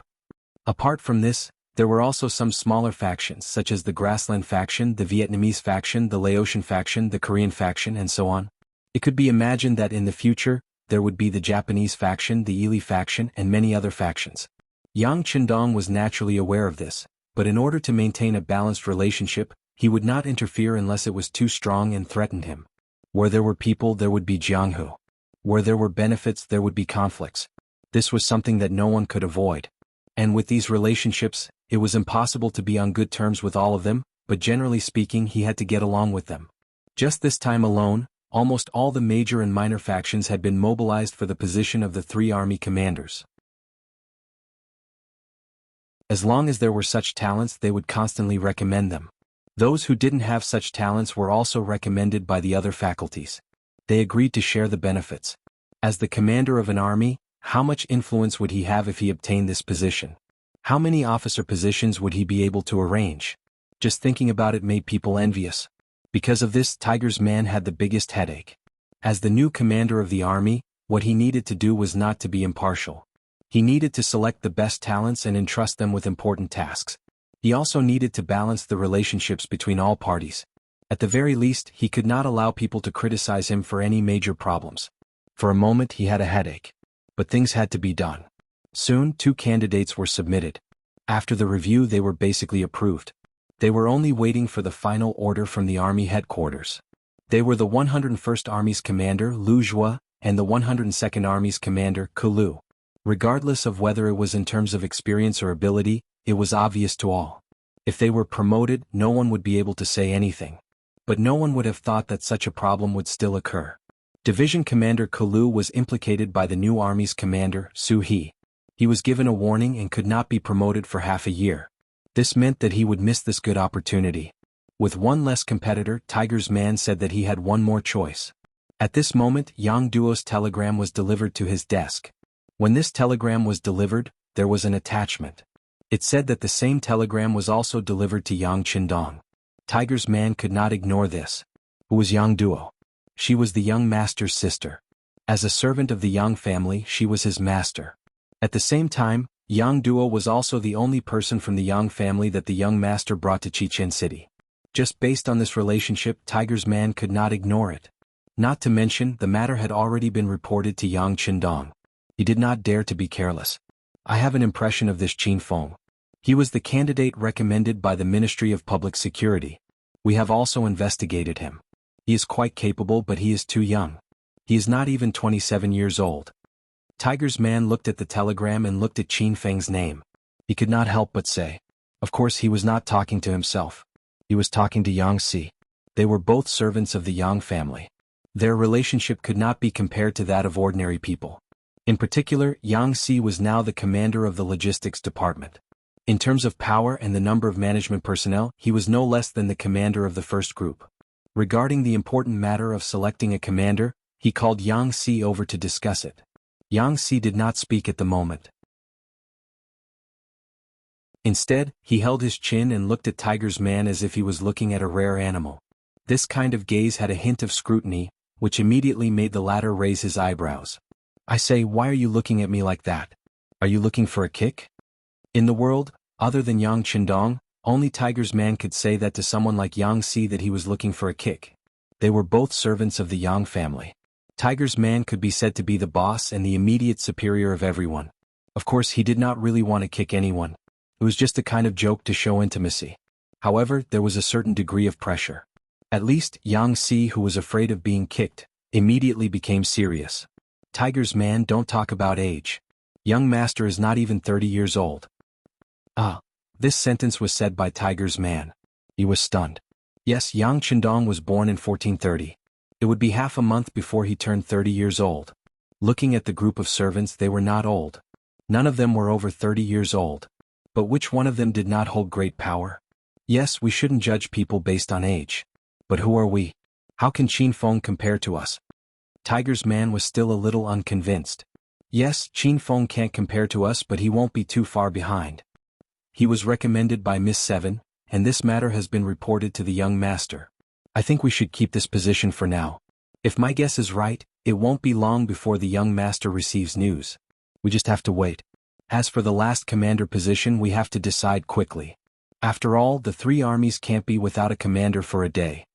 Yang Si was able to become the logistics commander and manage the relationships between all parties very smoothly. He was a person with a clear mind. That was why he had such an analysis. Naturally, whether it was Tiger's Man or Yang Si with their status, they only had one master in their eyes, and that was Yang Qindong. As long as they served the young master well, they did not have to care about other people's opinions. But the problem was that this was recommended by Yang Duo. Even the young master would have some misgivings, so it was not up to them to think too much. Regarding Yang Si's ability, Hu Mang could be considered to be very familiar with it. Hearing him say this, he nodded and said, "Okay, since that's the case, we will leave a position. Now let's discuss the last commander." At the end of December, 1460 was coming. It was only a few days before the five-star army, and good news came one after another. First, the heavily surrounded 50,000 Wala cavalry finally chose to surrender. Their commander, Tien, also died of a serious illness due to his poor health. In the end, his subordinates chose to surrender to the five-star army. To be able to become Wala's elite cavalry, their strength was very good. As long as they changed their mindset once they joined the five-star army, they would definitely be a group of elite soldiers with decent strength. These people did not need to undergo any systematic training at all. As long as they adapted to the military rules of the five-star army, they would quickly become qualified soldiers. This was equivalent to having an additional 50,000 reserve troops. For the five-star army that entered the Yilabali area, this was a force that could not be ignored. Second, the scouts had sent back accurate information. Under the leadership of Yes Hen, 60,000 Wala cavalry crossed the Altai Mountains and entered the northern grasslands. This kind of decision to leave in a hurry already proved that they were afraid of becoming enemies with the five-star army. It was believed that as long as this trend continued, they would not dare to become enemies with the five-star army. This indirectly meant that when the five-star army conquered the Yilabali area, there would be one less strong opponent. Third, the new army would be officially established a few days later on the 1st of January 1460. The commander of the army, Tiger's Mane, had 3 armies and 1 division directly under him. Each division had 4 divisions, each division had 4 regiments, a total of 33,600 people in each army. The army had about 118,000 combat personnel, logistics personnel and mechanical personnel. Commander Tiger's Mane, 101st Army Commander Lu Zhua, 102nd Army Commander He Chong, who was selected from countless people. He had served as a squad leader, platoon leader, company commander, battalion commander, and deputy commander in the Cold Vanguard Army. He later served as the deputy chief of staff in the army headquarters, 103rd Army Commander Qin Feng, recommended by Yang Qindong and approved by Yang Qindong, and the new division directly under him, Deng Yu. Fourth, the migration of 2 million people from the Yangtze provinces were entering the first city in batches. From there, they would gradually replace the people in the Yilabali area and become the new owners of the area. Everything seemed to be in order. Yang Qindong's territory was Lufan City. Once this area was occupied, it would become the capital. Now, a lot of boulders and cement were being transported to the city. They were just waiting for spring to start building the city. At this moment, Yang Qindong looked like he was going to go to war and would not stop until he occupied this area. This posture also made Yilabali, Turkmenistan and Yarkyang very nervous. After the five-star army failed twice, the Wala cavalry left and the Kazakh army retreated in fear. At this time they no longer had any outside help.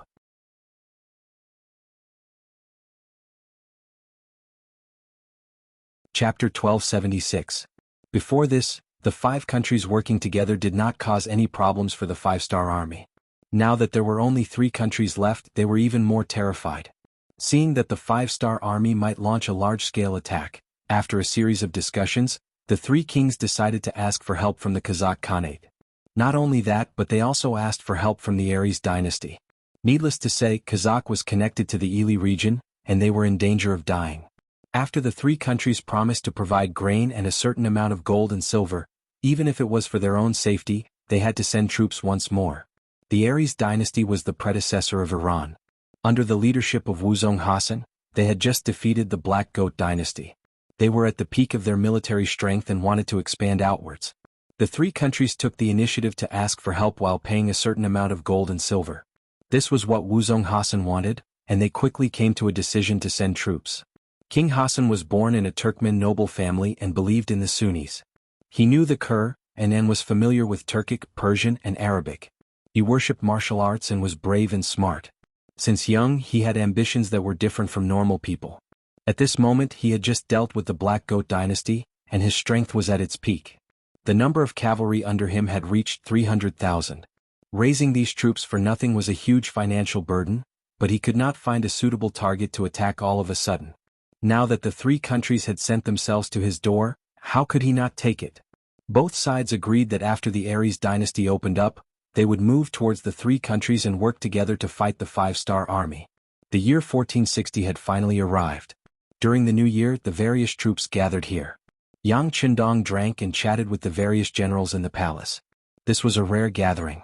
Yang Qindong took the opportunity to adjust the deployment of the army and formulate a military plan for the annexation of Yilianli. This time, the higher-ups of the five-star army who attended the banquet had 5 people. They were the 1st Cavalry Division's Tiger's Man, the new army's commander Su He Shi Wanshan, the 1st Race's commander Bai Shuang, and the 2nd Race's commander Niu Duo.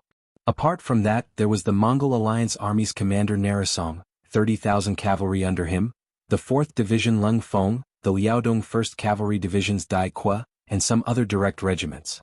All in all, the five-star army had gathered up to 200,000 troops.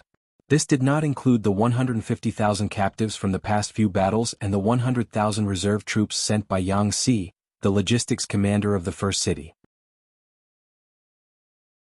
With these sufficient reserves, no matter which army or division suffered losses in the following battles, they would be able to quickly replenish their losses. This was something that the other powers could not compare to. Not only that, Turpan, Baispali, and Hobak Seri had nearly 2 million civilians from the other provinces of the Yang family. They were waiting for the five-star army to take over the new cities and redistribute the new lands after their victory. Taking advantage of the 3 months of continuous heavy snow, Yang Qindong had made all the preparations. He had also accumulated a large amount of military supplies in the 3 cities. Once they were ready, he would be able to wield his troops and be invincible with just one order. Compared to Yang Qindong's ample preparations, the 3 countries did not surrender without a fight. After failing to send envoys to make peace, they also contacted the Kazakh Khanate and the Aries dynasty respectively. The former decided to send 100,000 troops, while the latter sent 150,000. If one added in the troops of the 3 countries, the total number was close to 1 million. Another huge war was unavoidable. In the banquet, everyone only drank and talked. The atmosphere was not bad. On the second day after the banquet, when everyone arrived at the military conference hall in the palace and saw Jean Xian's sand table in front of them, all the military officers' faces turned solemn. Yang Qindong was still dressed in a clean green robe, holding a thin and sturdy pointer in his hand. Before he even opened his mouth, he had already attracted everyone's attention. Generals, our intelligence department received important news a few days ago. The Ili region, Turpan, and Yarkyang tribes have already secretly asked for help from the Kazakh and Aries dynasty. After paying a certain price, they have already persuaded the 2 countries to send 200,000 cavalry to fight a decisive battle with our five-star army. Apart from this, the 3 countries have each recruited 50,000 soldiers. If we add it all up, our opponents this time are close to 1 million. Yang Qindong's voice resounded in the conference hall. When the generals heard this, their faces all turned red in excitement. Generals who led soldiers to war were not afraid of battle. The more enemies there were, the more merits there would be, and the more opportunities they would have to show off. Seeing the generals' high fighting spirits, Yang Qindong was also very happy. He had not expected the Aries dynasty to suddenly jump out. His original plan was to head west and fight whatever he saw, but he did not know where to start. Now, the Aries dynasty and the Kazakh Khanate had both taken the initiative to jump out. This was the best thing that could happen. Yang Qindong was very satisfied with the general's fighting spirit and morale. He raised the pointer in his hand, and the conference hall immediately became quiet again. This time, we only have more than 200,000 soldiers, and we have to face an opponent that is at least 3 times our number. I want to say that everyone must be cautious and not be arrogant and underestimate the enemy. Of course, the fact is not that scary. We have already investigated. After 2 conscriptions, the men of the 3 countries are all gone. In other words, they do not have the ability to conscript again in a short period of time. However, we are different. We have a solid rear. For now, we have more than 200,000 reserve troops. At the same time, there are 100,000 foreign soldiers from various provinces gathering in the logistics headquarters in the beginning city. They will soon set off for us to be our solid backing. Everyone, there is no need to hold back in the next battle. When you see the enemy, just fight. Beat them fiercely until they surrender. Beat them until they are convinced. As for the inevitable sacrifices in the process, I only want to say that no matter how much you lose, you will be replenished. If a battalion is wiped out, you will take another battalion. If a division is wiped out, you will take another division. In short, you can only advance and not retreat. Those who do not listen to military orders and are afraid of the enemy will be dealt with according to military law. Do you understand? Yang Qindong's face was serious, and his eyes flashed with a cold light. The generals of the 5-star army were all veterans. They should not be afraid of the enemy, but they still had to be clear about the rules. Therefore, when Yang Qindong's cold eyes swept across the crowd, everyone raised their heads, puffed out their chests and answered loudly, "Understood." Very good. The new army will be the vanguard in the middle, the new 5-star army will be the left vanguard, the first outsider army will be the right vanguard, and your third army will be the vanguard. After the battle begins, all of you will be the vanguard. If you see a city, you can go around it and leave it for the middle army to deal with. In short, charge into the enemy's forces as fast as you can and turn them upside down. Lung Feng's 4th Division, the 1st Cavalry Division, the Mongol Alliance Army and Liaodong's 1st Division, Dai Qua, will be in the middle army with me. While supporting the vanguard, you will be in charge of attacking the enemy's cities. The 2nd Outsider Army will be in charge of logistics and backup, and be ready to join the battle at any moment. Orders after orders came out of his mouth. All the generals who were called out stood up straight and answered. The entire meeting room was filled with a sense of nervousness and majesty before a huge battle. 3 Eastern Province. This was a huge province that had just been established half a year ago. It was responsible for protecting Liaodong, developing agriculture and logistics. As the great general, Yi Ligang had a heavy responsibility. In just half a year, he had clashed with the Baiming army in the Liaodong region more than 10 times. He had suppressed them to the south of the logistics line and ensured that the 5-star army had enough supplies. As a surrendered general, Yi Ligang was entrusted with a heavy responsibility. After obtaining sufficient military and financial power, he also fully demonstrated his talent. After personally commanding several battles, he also established enough prestige in the army of the 3 eastern provinces. In the past 6 months, it was also the happiest 6 months in Yi Ligang's life. He could finally exert his strength without any restrictions. Watching the army become stronger day by day under his own integration, and seeing that the people had food to eat and clothes to wear this winter under Yang Qindong's policy of not collecting agricultural taxes for 2 years, he felt infinite pride in his heart. Wasn't this the life he had always wanted, the life he had always wanted to see? He did not expect it to come true like this. In comparison, looking at the Baiming civilians living outside the 3 eastern province, they were still the same. They did not have enough food and clothes and they were still suffering. At this moment, Yi Ligang only hoped that Bugnam of Gojoseon could quickly solve the problems in the Ili region and return to Liaodong to save more Han civilians. With such thoughts in his heart, Yi Ligang had been working hard. Together with Governor Lu Ji, they did their best to manage the 3 eastern province and increase their strength. It was the new year. After Yi Ligang paid a visit to Governor Lu Ji in the morning, he returned to his own residence and celebrated the arrival of the new year with the people in the Yi residence. He firmly believed that each year in the future would be better and stronger than the previous year. However, just as the entire residence and city was celebrating, an uninvited guest suddenly appeared outside the Yi residence. Under the lead of the unattractive butler, he came to Yi Ligang's study room.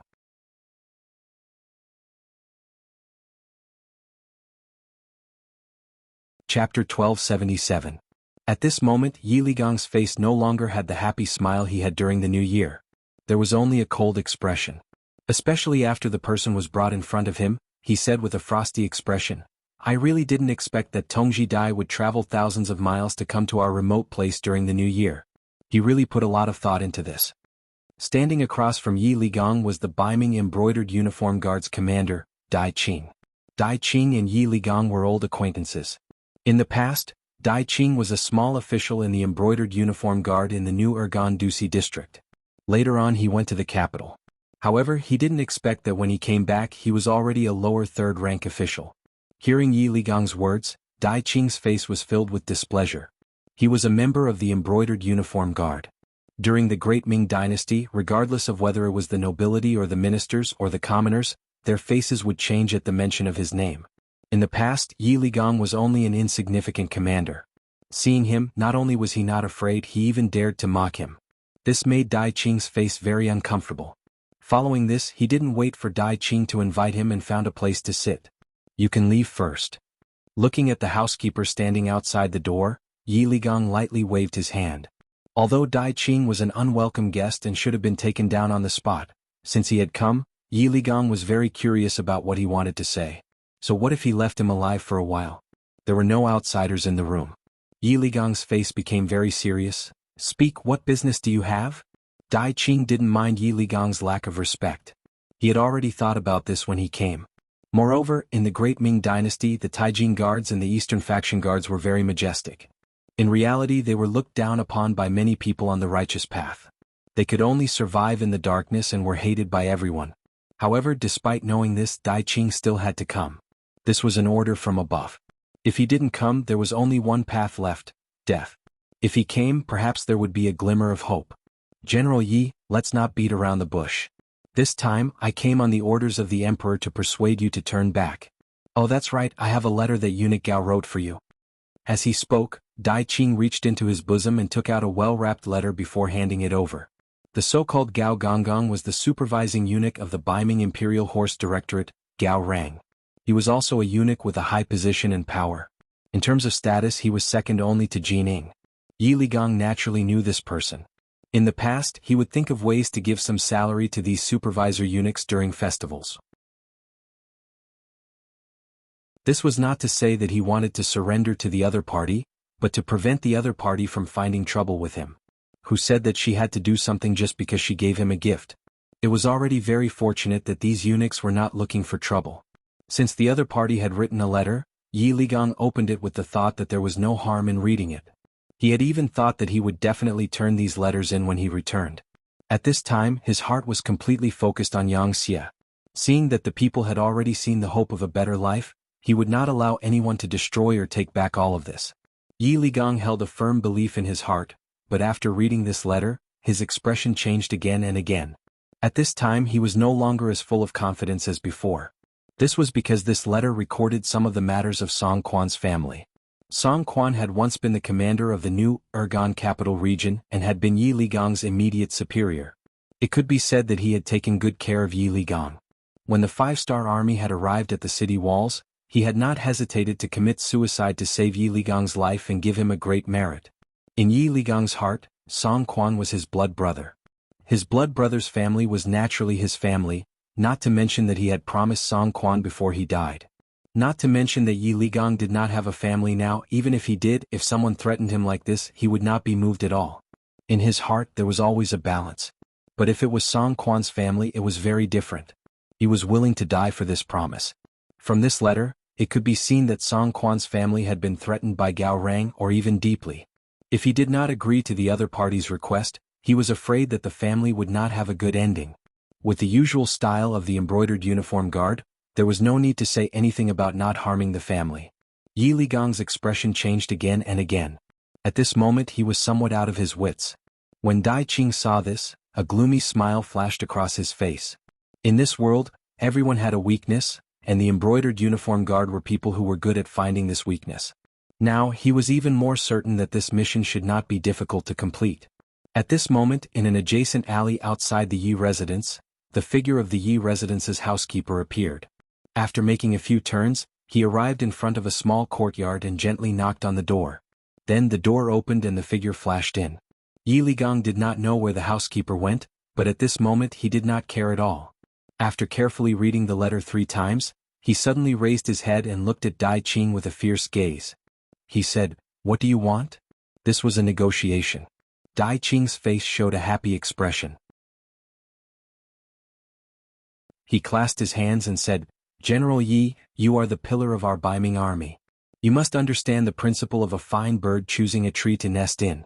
This time eunuch Gao wants you to know the way back and lead the army back to Baiming's embrace. As long as General Yi does this, the emperor will be very happy. At that time, a high position and a good salary will be just around the corner." Dai Qing pretended to congratulate Yi Ligong, as if Yi Ligang was about to soar to the top. But Yi Ligang did not dare to believe a word of this. What emperor's expectation? All of this should be Gao Rang's doing. Using the son of an old friend to threaten people, such a trick could only be done by the embroidered uniform guard in the East faction. But knowing this, how should he choose? If he agreed, he would violate his oath and life goal, and he would betray Yang Qindong's trust in him. If he did not agree, he would betray the dead Song Quan. It was a dilemma, and he could not make a decision. Dai Qing looked at Yi Ligang's hesitation and did not mean to urge him.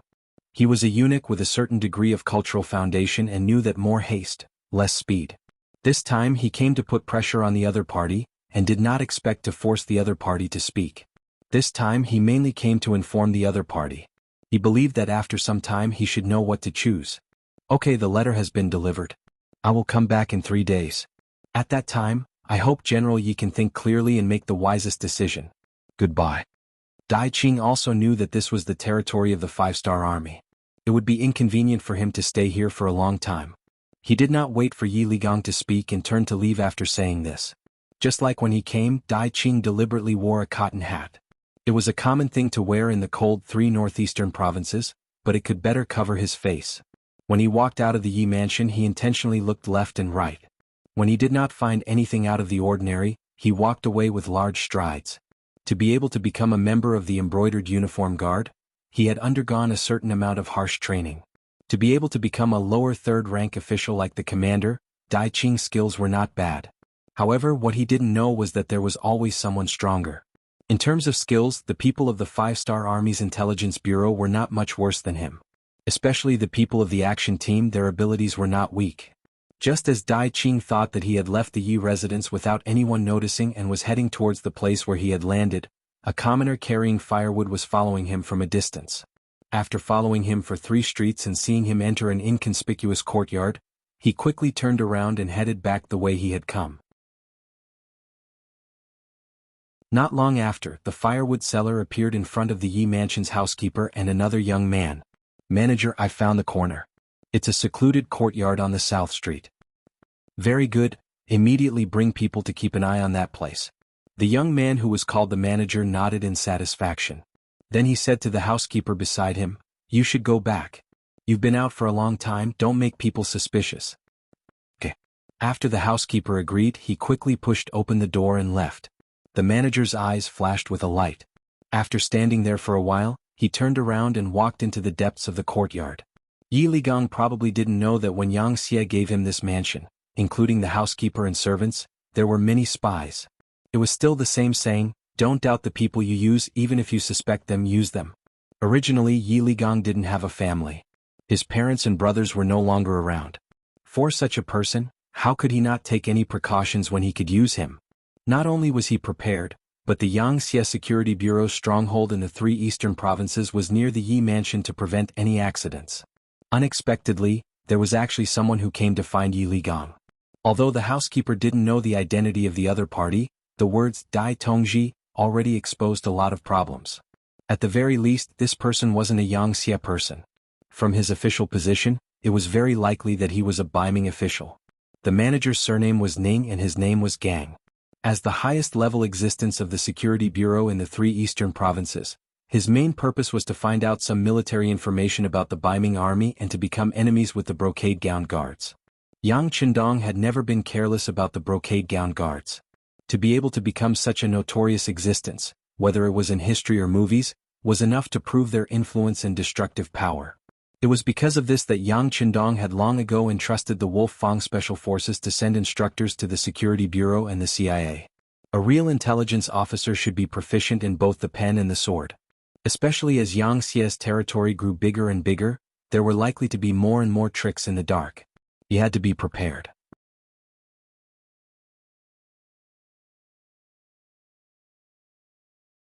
Chapter 1278. Money and manpower were Yang Qindong's biggest advantages. Whether it was the Security Bureau or the CIA, they had developed strongly over the years, and many outstanding talents had emerged. Ning Gang was one of them. He graduated with excellent results in the graduation examination and stayed with Director Yang San for half a year. After his vision and thinking had been greatly improved, he was finally demoted and became the intelligence director of the Security Bureau in the 3 eastern provinces. Previously, he had sent people to obtain some military information about the Biming army through various means. Once he was even praised by the higher-ups. However, he had never fought with his old rival, the brocade-gowned guards. So, many of the things he learned could not be used. Now that they had finally appeared, Ning Gang was very excited. Ning Gang, who had studied systematically, knew that it was often times like this that he had to remain calm. When he thought of Director Yang San's calm choices in the face of various situations, he forcibly suppressed the urge to arrest them. The founder of the Security Bureau was, without a doubt, Yang Qindong. He had performed many similar tasks in his life and was familiar with this aspect. He selected some selected training, improved it, and handed it over to Tiger's man. Later, Yang Qindong was promoted by the deputy director and learned a lot from Yang Qindong. It could be said that he had completely inherited the mantle. As one of the students that Yang San was very satisfied with, Ning Gang naturally would not be too bad. He knew that the Brocade Gown Guards was a powerful organization. Once they appeared, they would not be alone. In order to complete the task, they often did not even form a team. Usually they would have a backup plan. His task was to find out all the members of the Brocade Gown Guards that had appeared. He absolutely could not leave a little bit of trouble behind. If they wanted to do this, they would have to rely on Dai Tongji. At this time, Dai Qing did not know that he was being watched. In the past, he had also come to the Liaodong region for missions and secretly dealt with some disobedient officials. There had never been any problems. Now these people only had a change of master, but the place had not changed. What was there to be afraid of? Without the slightest precaution, Dai Qing only made a few necessary anti-tracking actions. After finding nothing unusual, he returned to his temporary residence and met the 6 brothers who stayed here. "Sir, you're back. Did everything go well?" Seeing Dai Qing return, a man about 25 or 26 years old with long eyebrows like willows and a jade-like body quickly came up to greet him. This person's surname was Yao and his given name was Shi. He was the person that Dai Qing valued the most. No matter where he went, Dai Qing would bring him along. However, very few people knew that although Dai Qing looked very masculine, he had different preferences from others. This Yao Shi was the person he liked the most. There were many things that he would not tell others, but he would never hide them from Yao Shi. Therefore, he was the only one among the 6 who knew the rough details of the mission. As soon as he saw Yao Shi, Dai Qing's heart skipped a beat. Since he was in a good mood, he naturally spoke more casually. "I've talked to him. There shouldn't be any problems. However, we still need to make another preparation. If he doesn't agree after 3 days, prepare to kidnap him. It doesn't matter if he's dead or alive. This is the consequence of betraying the Biming. How about this, Shi? Go inform the other team and have them prepare to act at any time." No matter what, Dai Qing was still a commander in the embroidered uniform guard. There were many people with status who knew him. Although he had disguised himself, it would be best if he did not appear in public. It would save him a lot of trouble. This time, if it wasn't to gain Yi Ligong's trust, he would not have personally come. However, he would never have thought that he had already been exposed. In his opinion, Yi Ligong would definitely not report this matter to the 5-star army for the safety of Song Quan's family. Even if he wanted to report it, it would not be so fast. Therefore, he should be very safe right now. The other operation team had 20 people. They were all highly skilled in martial arts. Once they used force, it would not be a problem for them to kill their way into the Yi residence. However, only Dai Qing and Yao Shi knew about the existence of this small team. It was not convenient for him to appear, so he could only send his confidant. "Be careful on the road. This is Bugnam of Gojoseon's territory." Although he did not think there would be any safety issues, Dai Qing still reminded Yao Shi. "Yes." Yao Shi agreed with a smile. He then went into the central room and put on a thick coat, wrapping his entire body in it. Seeing that there were no more problems, he left the courtyard under Dai Qing's watchful gaze and headed straight for another settlement.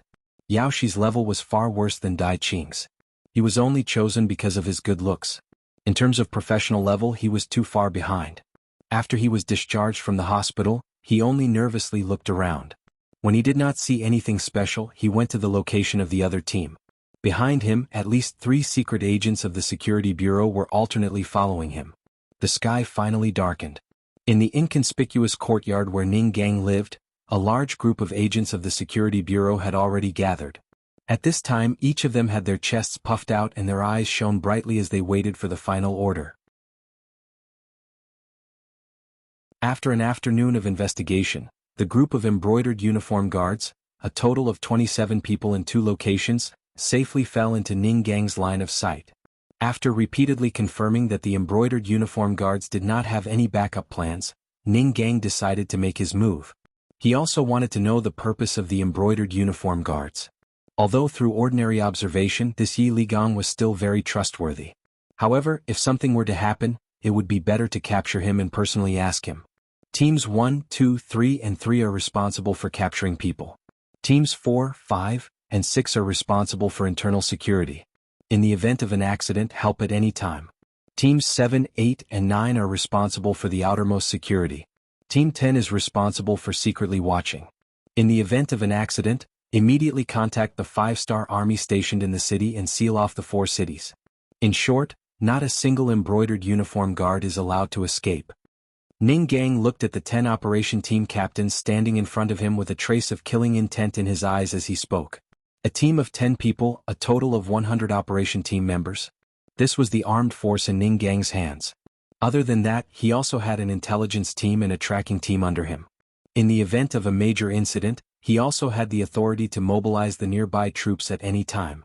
Ning Gang had mobilized all the operation team members just to capture 27 embroidered uniform guards.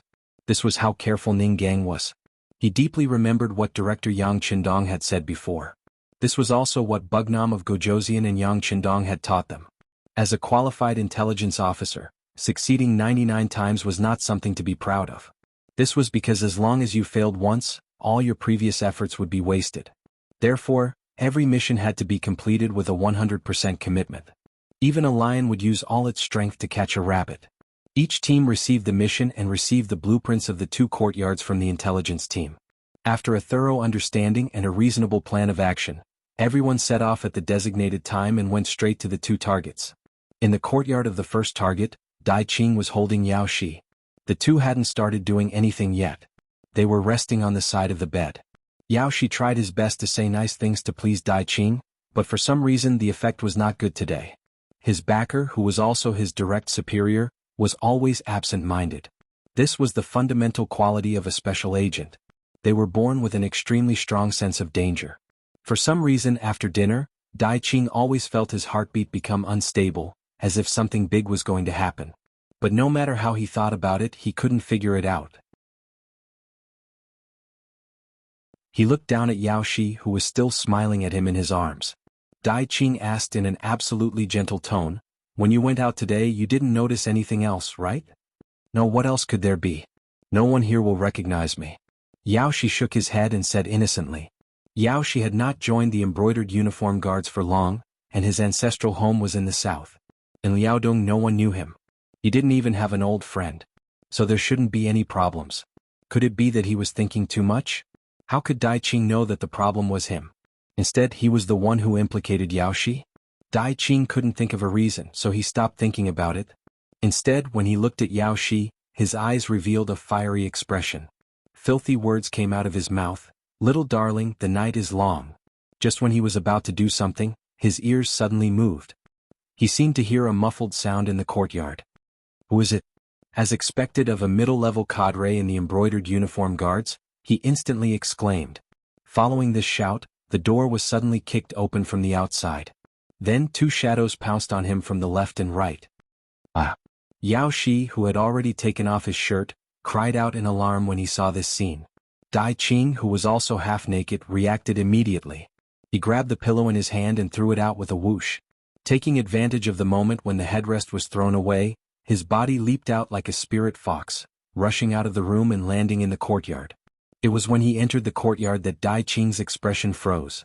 At this time he noticed that there were 5 men in black standing in front of him. They were surrounding him in a semicircle. Who are you people? In his heart, he knew that he had encountered a thief. In front of these bandits who killed without batting an eye, his so-called embroidered uniform guard name might not be useful. So after saying this he added, "If you are looking for money, I am willing to give you money. Since you are outside, please make things easy."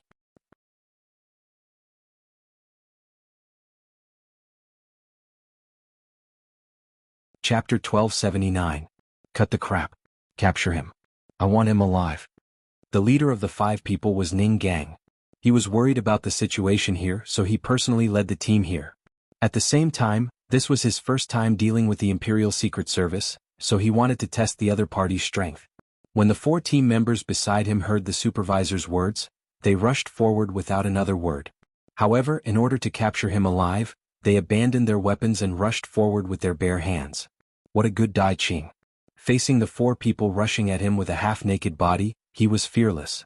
His fist was like the wind as he met them head-on. With a dull thud, the operation team member staggered back 3 steps, revealing an opening. With one punch, he forced an operation team member to retreat. However, Dai Qing's expression also froze. Although he did not use his full strength in that punch, he still used 70% of it. He originally thought that he would be able to send the person flying, but he only retreated 3 steps. It seemed that the other party did not come with good intentions and was not weak. In the blink of an eye, the other 3 team members rushed forward together. For a moment, punches and kicks rained down on Dai Qing's body like a storm. Dai Qing, who protected his head with both hands and his key parts, took several fierce punches. Taking advantage of the opponent's first wave of attacks, before the second wave of attacks came, his body suddenly rushed in one direction. With a mountain lean, he knocked one of the operation team members to the ground. Then, with a long leg sweep, he knocked another team member to the ground. After that, he extended his free hands and smashed towards the last team member. This series of reactions happened in the blink of an eye. The remaining operation team member kept retreating. His hands kept moving in front of him to protect himself, and at the same time, he wanted to dissipate the power of Dai Qing's attacks. After 3 consecutive punches, he still did not knock the opponent down. Dai Qing was anxious. He did not know how many tricks the opponent had. He could not delay and had to end the battle quickly. At that moment he stopped abruptly. Then he raised his right leg and kicked the side of the team member's head with great force. Fortunately, the team member was somewhat prepared and protected his head. However, the powerful force still made him retreat continuously. Bang! Dai Qing, who had just finished his kick and was about to rush out, was suddenly knocked down to the ground by a long leg sweep. It was Ning Gang, who had not made a move until now, who had finally made his move. This kick was extremely fast. Dai Qing was unable to react in time and suffered a loss. However, his skills were extraordinary after all, and he had experienced countless life and death battles. Therefore, the moment he fell to the ground, he took the opportunity to roll like a donkey, then flipped over and quickly stood up. Dai Qing had just steadied himself when another fist came crashing down. Out of instinct, Dai Qing countered with a punch. Then, with a muffled bang, a great pain came from his fist. He couldn't help but take 4 steps back before he could stand firm. Needless to say, the one who attacked was Ning Gang. Since his first attack had failed, he would throw another punch. What he wanted was to seize the absolute initiative. After launching a kick and a punch, Ning Gang had already entered the zone. His body was as light as a swallow as he leaped up and launched a chain of 3 kicks at Dai Qing, who was still retreating. Tong tong tong, there were several fierce attacks. When Dai Qing felt that both his arms were in so much pain that he couldn't even lift them up, he suddenly felt a pain in his legs. It was still a long leg sweeping attack. Once again he was hit and fell to the ground. After falling to the ground twice in a row, Dai Qing's body was no longer as nimble as before. It was impossible for him to stand up in a short time. Taking advantage of this time, the 4 action team members who were repelled by him before pounced on Dai Qing, who was on the ground like fierce tigers. Soon, his limbs were pressed firmly and he could no longer move. At this time, the other 2 action team members in the bedroom had already escorted Yao Shi, who was also naked, out. Looking at the performance of the 2 men, Ning Gang, who was still calm and agile just now, couldn't help but stare blankly. Then he shook his head. At this moment he already knew what had happened. He couldn't help but feel nauseous. The arrest operation was very smooth.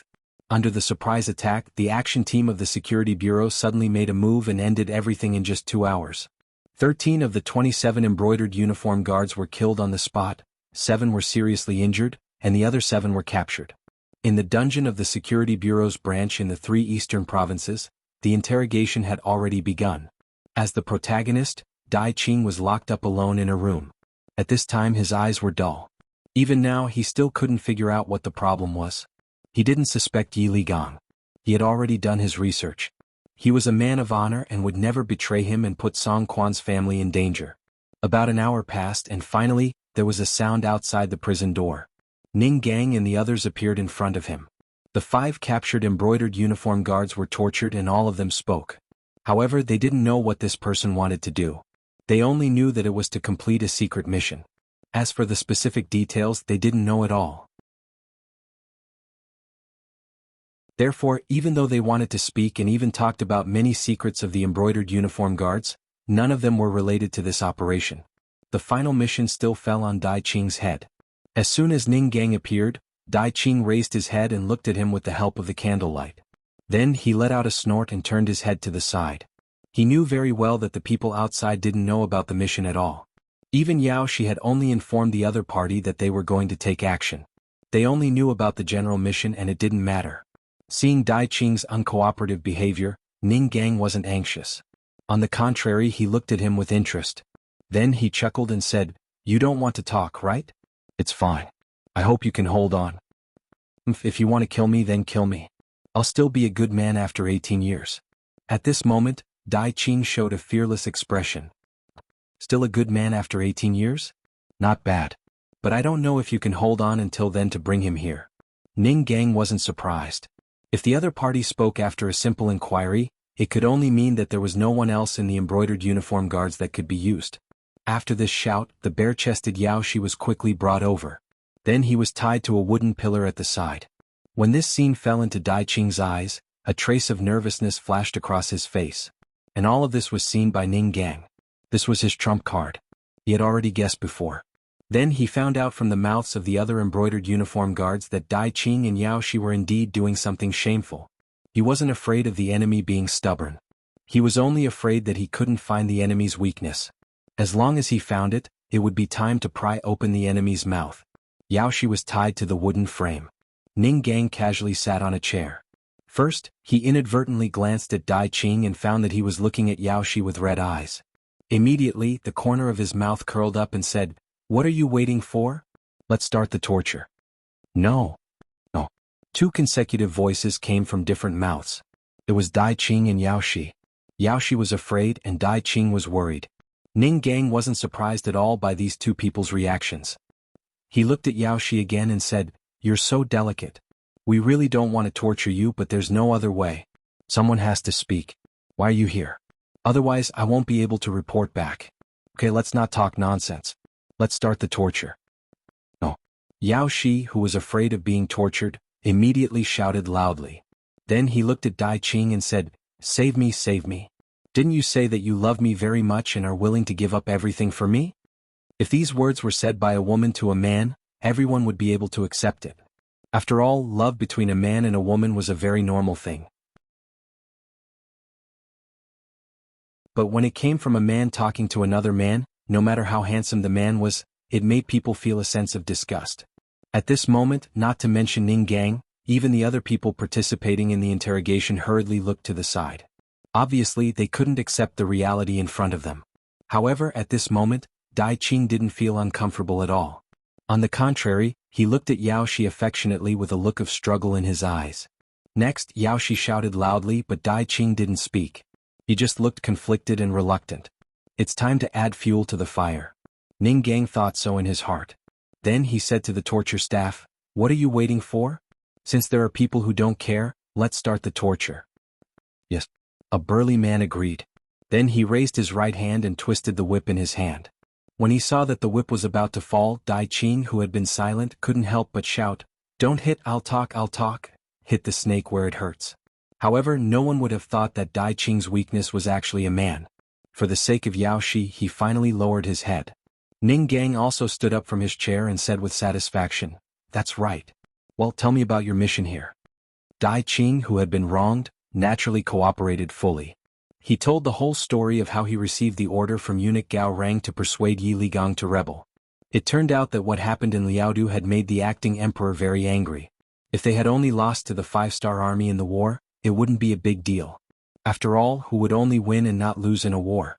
However, he was angry about the performance of the officials, especially the generals who were originally from New Aragon. Didn't they say that martial artists valued righteousness and scholars despised each other? But why did so many generals and commanders choose to surrender? He couldn't figure it out. At the same time, he decided to punish these people. Otherwise, wouldn't everyone follow suit in the future?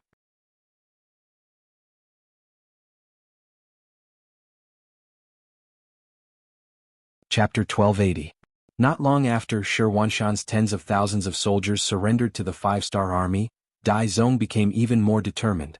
Under the instigation of eunuch Ji Ning, this task fell into the hands of the head of the Imperial Horse Directorate, Gao Rang. Don't think that the group of eunuchs would be united. On the contrary, they fought fiercely more than anyone else. Perhaps it was because they were missing some parts of their bodies, but they were especially fierce when they fought. They would often kill their opponents as soon as they made a move. After Gao Rang received this task, he immediately began to plan everything. He needed to report to the emperor. Otherwise, if the emperor questioned him, Ji Ning would add fuel to the fire and he would not have a good ending. Just like that, after a series of investigations, the final target was Yi Ligong, who valued friendship the most. Although he wanted to make a move on Shi Huanshan, who had more power, he had already taken away his family and his brother's family. Even the eunuch who was in charge of supervising them was taken away. Helpless, he could only find General Yi Ligong, who was second only to them. Although Yi Ligong did not have a family and his parents were no longer alive, based on the results of Gao Rang's investigation, he valued friendship. He especially treated his superior, Song Quan, like his own brother. Although Song Quan was dead, his family was in Baiming's capital, so there was no need to fear that he would not submit. Thus, Gao Rang had people take Song Quan's family into custody and then sent one of his trusted aides, Dai Qing, to complete the task. In his view, with hostages in hand, Yi Ligong would not dare to act rashly. As long as he could convince him to take back the military power of the three eastern provinces, Baiming would not only be able to take back the area north of Liaodong, but also cut off the supply route of the five-star army. No matter how he looked at it, this was a great achievement. Dai Qing came. He also believed that with hostages in hand, Yi Ligong would not dare to act rashly. Thus he also brought his favorite, Yao Shi, along with him. He never thought that he would have a bad start and attract the attention of the Security Bureau of the five-star army. Now that he had fallen into their hands, he did not know whether he would live or die. After confessing everything, Dai Qing was like a defeated rooster. He looked at Ning Gang and said, "I've said what I should say. You can kill me, but please let Yao Shi go." "Thank you." Ning Gang had a guess about what had happened, and now it seemed that he was right. However, he did not intend to let Dai Qing go, nor did he intend to kill him. If the matter was not resolved, Gao Rang would inevitably send other brocade guards to solve his problem. This time, it was due to the other party's carelessness that he was easily discovered. But what about the next time? What about the next time? He couldn't be so lucky every time, right? In order to solve this problem once and for all, there was only one way, which was to rescue Song Quan's family and send them to General Yi Ligong. This was the perfect ending. In order to accomplish all of this, it ultimately fell on Dai Qing's shoulders. In the capital of Baiming, the Security Bureau also had secret armed forces, and there were spies in some key departments. It was not difficult to rescue a few people, but the difficult part was where Song Quan's family was. In the huge capital there were more than 1 million people. If there were no clues, it would be quite difficult to find them. If they were not careful, they might alert the enemy and mess things up. In order to find out where the people were being held, they could only start from Dai Qing. "Dai Tongji, do you know where Song Quan's family is being held?" Ning Gang, who wanted to find out all of this, asked. "Don't call me Tongji. Just call me by my name. I'm now a prisoner. As for where they are being held, I don't know. I just received a mission to inform General Yi Ligong." Dai Qing shook his head and said all of this as expected. Ning Gang did not suspect that Dai Qing was lying. After all, he had said what he should and there was nothing to hide. In other words, if he wanted to know where Song Quan's family was being held, he had to think of another way. However, Ning Gang did not want to go through so much trouble. He stared at Dai Qing and said, "If I let you go, do you have the confidence to find where Song Quan's family is being held when you return to the capital?" Hearing that he could be released, Dai Qing's heart skipped a beat. However, when he thought about how he had answered so many questions, even if he escaped now, eunuch Gao Rang and the embroidered uniform guards would not spare him. Their family rules were very strict. "I don't have confidence. The capital is too big. Finding a few people, especially a few people who are deliberately hiding, is harder than ascending to the heavens." "Then what if this is General Ye's intention?" Ning Gang continued to ask. "General Ye's intention?" Dai Qing said with some confusion. "Yes, it's General Ye's intention. If General Yi wants to see Song Quan's family first to make sure they are fine, then he will talk to you about surrendering. With such an excuse, do you have the confidence to see Song Quan's family?" Ning Gang's brain worked quickly, and he quickly thought of a way to solve the problem and a possibility. This. Dai Qing thought about these words and imagined the possibilities, but in the end he shook his head and said, "I'm afraid it's still very difficult. I may be able to see one person but I won't see everyone. Moreover, eunuch Gao is suspicious by nature. He won't let me see the Song family's hiding place casually. Speaking of which, I'm just one of his trusted aides, not his confidant." Dai Qing's meaning was very obvious. That was, Gao Rang still couldn't fully trust him. He wouldn't reveal all his cards in such a matter. Ning Gang did not expect this, but it was normal. If he really was a trusted subordinate, he wouldn't have sent Dai Qing to handle such a dangerous matter. After thinking it through, he was not discouraged. Instead, he continued to ask, "Based on your understanding of Gao Rang, which confidant might know where Song Quan's family is being held?" This. After thinking for a while, Dai Qing listed 3 names and said, "The 3 of them are eunuch Gao's absolute confidants. He can't do this kind of thing himself. He will only give it to one of them. As for who it will be, I can't say for sure." That's enough. Hearing that he could narrow down the target to 3 people, Ning Gang's face lit up. Originally, Yang Qindong had asked about the placement of Song Quan's family. However, Baiming's capital was not within Yang Xie's sphere of influence. It was not possible to find out among millions of people with great fanfare, so this matter had been suppressed. But now that there was a clue, Ning Gang would not give up. As long as he kept a close eye on these 3 people, he would not have to worry about not being able to find them. The only way to solve this problem was to bring all of Song Quan's family members to Yi Ligang's side. A rough plan quickly formed in Ning Gang's mind. When he looked at Dai Qing, he said bluntly, "Dai Qing, your chance to perform a meritorious deed has come. As long as you follow my arrangements, I will not only guarantee your safety when you return to the capital, but you will also receive a reward when you complete the mission. When the time comes, you and Yaoshi can go wherever you want. Aha, the world is vast, but all is imperial land." Hearing this, Dai Qing shook his head. He thought that this was completely bewitching words. But before he could refuse, Ning Gang interrupted, "Wrong. In the world, Bugnam of Gojoseon's territory is not smaller than Baiming's. In fact, it is even larger than Baiming's territory. As long as you complete this mission, I can immediately give you and Yaoshi an identity card that belongs to Yang Xie. When the time comes, as long as you are in Yang Xie's territory, you can go wherever you want. At that time, you can live a carefree and unfettered life with a concealed identity. Wouldn't that be better? Of course, if you are still willing to work for Bugnam of Gojoseon, I am also willing to recommend you." Dai Qing, who originally did not have much hope and only wanted to use everything he had in exchange for Yaoshi's safety, suddenly trembled when he heard these words. That's right. Right now, the world was not just Baiming's territory. There was also Nanming and Yangxie. The territory that Yangxie had conquered over the years was simply unimaginable. There were so many places that he could choose to live in. When the time came, no matter how powerful the embroidered uniform guard was, it would not be easy for them to find him. As for working for Yang Xie, Dai Qing did not have such thoughts. Ever since the day he joined the embroidered uniform guard, he thought that he would never be able to leave. Over the years, he had killed countless people and was tired of this kind of life. Now that he had a new beginning, how could he return to this kind of life? "Okay, I only hope that after this matter is completed, you can let me and Yaoshi leave and let us go to a new place to start anew." Dai Qing did not dare to hope for a reward. As long as he could keep his life, he was already very satisfied. Although he did not manage to persuade Dai Qing to join the security bureau, Ning Gang was not disappointed. As Yang Xie grew stronger and his territory became wider and wider, there would be plenty of talents in the future. At that time, it would not be you who begged others to join, but others who begged you to join. Finally, Dai Qing was persuaded. But for the sake of safety, Yaoshi did not leave with him this time. Only he was allowed to leave the Jianzhou left guard. Later, after the secret agents of the Security Bureau in Baiming and Jingming received the telegram, they kept an eye on Gao Rang's 3 confidants and made preparations. In the end, they found all of Song Quan's family members.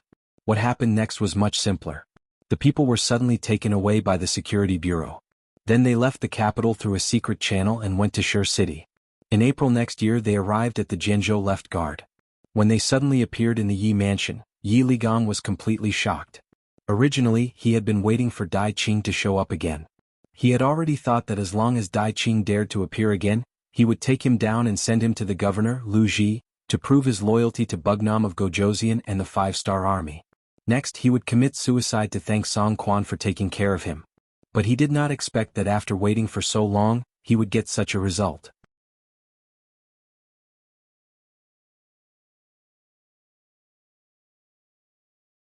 Chapter 1281.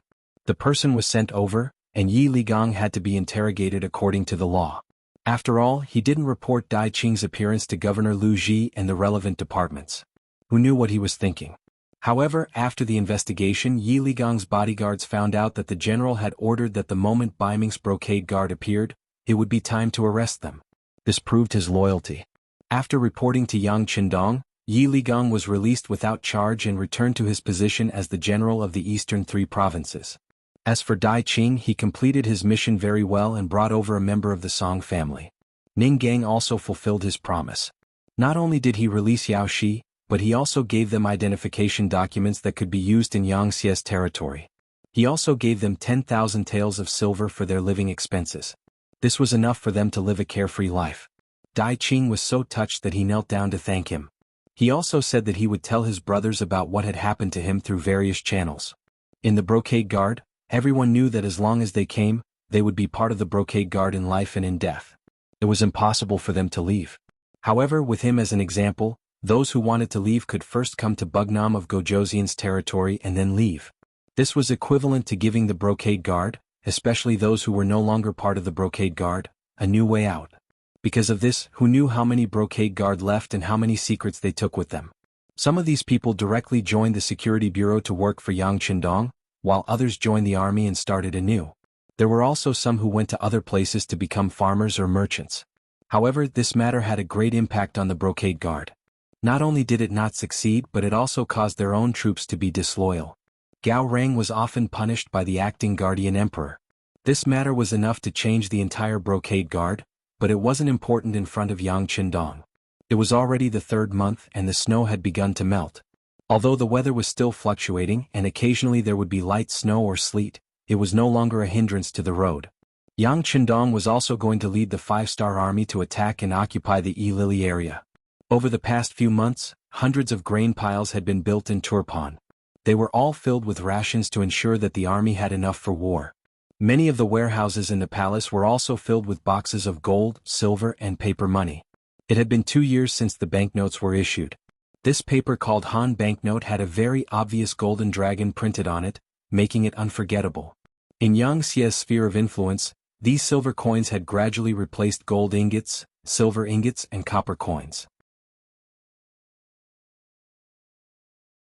After all, these things would be worn out if used frequently, but Han coins would not. As long as there was no intentional damage or tearing, it would not be wasted. Especially when there were different denominations in the banknotes. The small ones were 1 fun, 2 fun, and 5 fun, while the large ones were 100, 50, and 20 yuan. They were light and easy to carry, and were much more convenient than silver. With the Yang family bank as a guarantor, one could bring Han coins to any bank to exchange for gold and silver. At the same time, one could exchange gold and silver for Han coins. It was extremely convenient. If it was a large transaction, the Yang family bank could also release 100,000 yuan worth of banknotes. In this way, it was convenient for the commoners, and at the same time, it gradually replaced gold, silver, and copper coins, relieving the pressure on Yang Xie's finances. Even though Yang Xie was using war to support war, due to the continuous war, the pressure on his finances was still huge. If it wasn't for the fact that there were many new products that were exported, earning large amounts of money, he would not have been able to support himself until now. Furthermore, the circulation of Han banknotes had reduced the risks that might arise. Currently, all the banks in the Yang family were filled with gold and silver, greatly increasing the commoners' confidence in Han coins. With money and rations, this war was much easier to fight. Furthermore, Yang Qindong had the strongest weapons in the world as well as the most resolute army. It was only a matter of time before they swept through all 4 directions. Just like now, the 5-star army seemed to have been injected with chicken blood. They were just waiting for Wu Nanking's order to launch a large-scale attack, besieging the city and capturing the stronghold to gain military merits. In comparison, the Ili Beli, Turpan, and Yarkiang tribes were having a much harder time. The commoners knew that war was coming and no one knew what would happen. In a short period of time, the price of food soared, especially the price of food which the commoners relied on for survival. In the past, 1 tael of silver could buy 2 dan of rice, and 1 dan was 94.4 kilograms. 1 tael of silver could buy 188.8 kilograms of rice. But now, 1 tael of silver could only buy 10 kilograms of rice. The price of food remained high, and at the beginning of spring, there were already signs of people starving to death. The flow of people fleeing also increased. In this regard, the kings of the 3 kingdoms could only watch, because they didn't know how long this war would last. They absolutely couldn't take out the food in their storehouses. Otherwise, how could the army win the war without food? What was worse was that the Kazakh and Aries dynasty's armies were about to enter.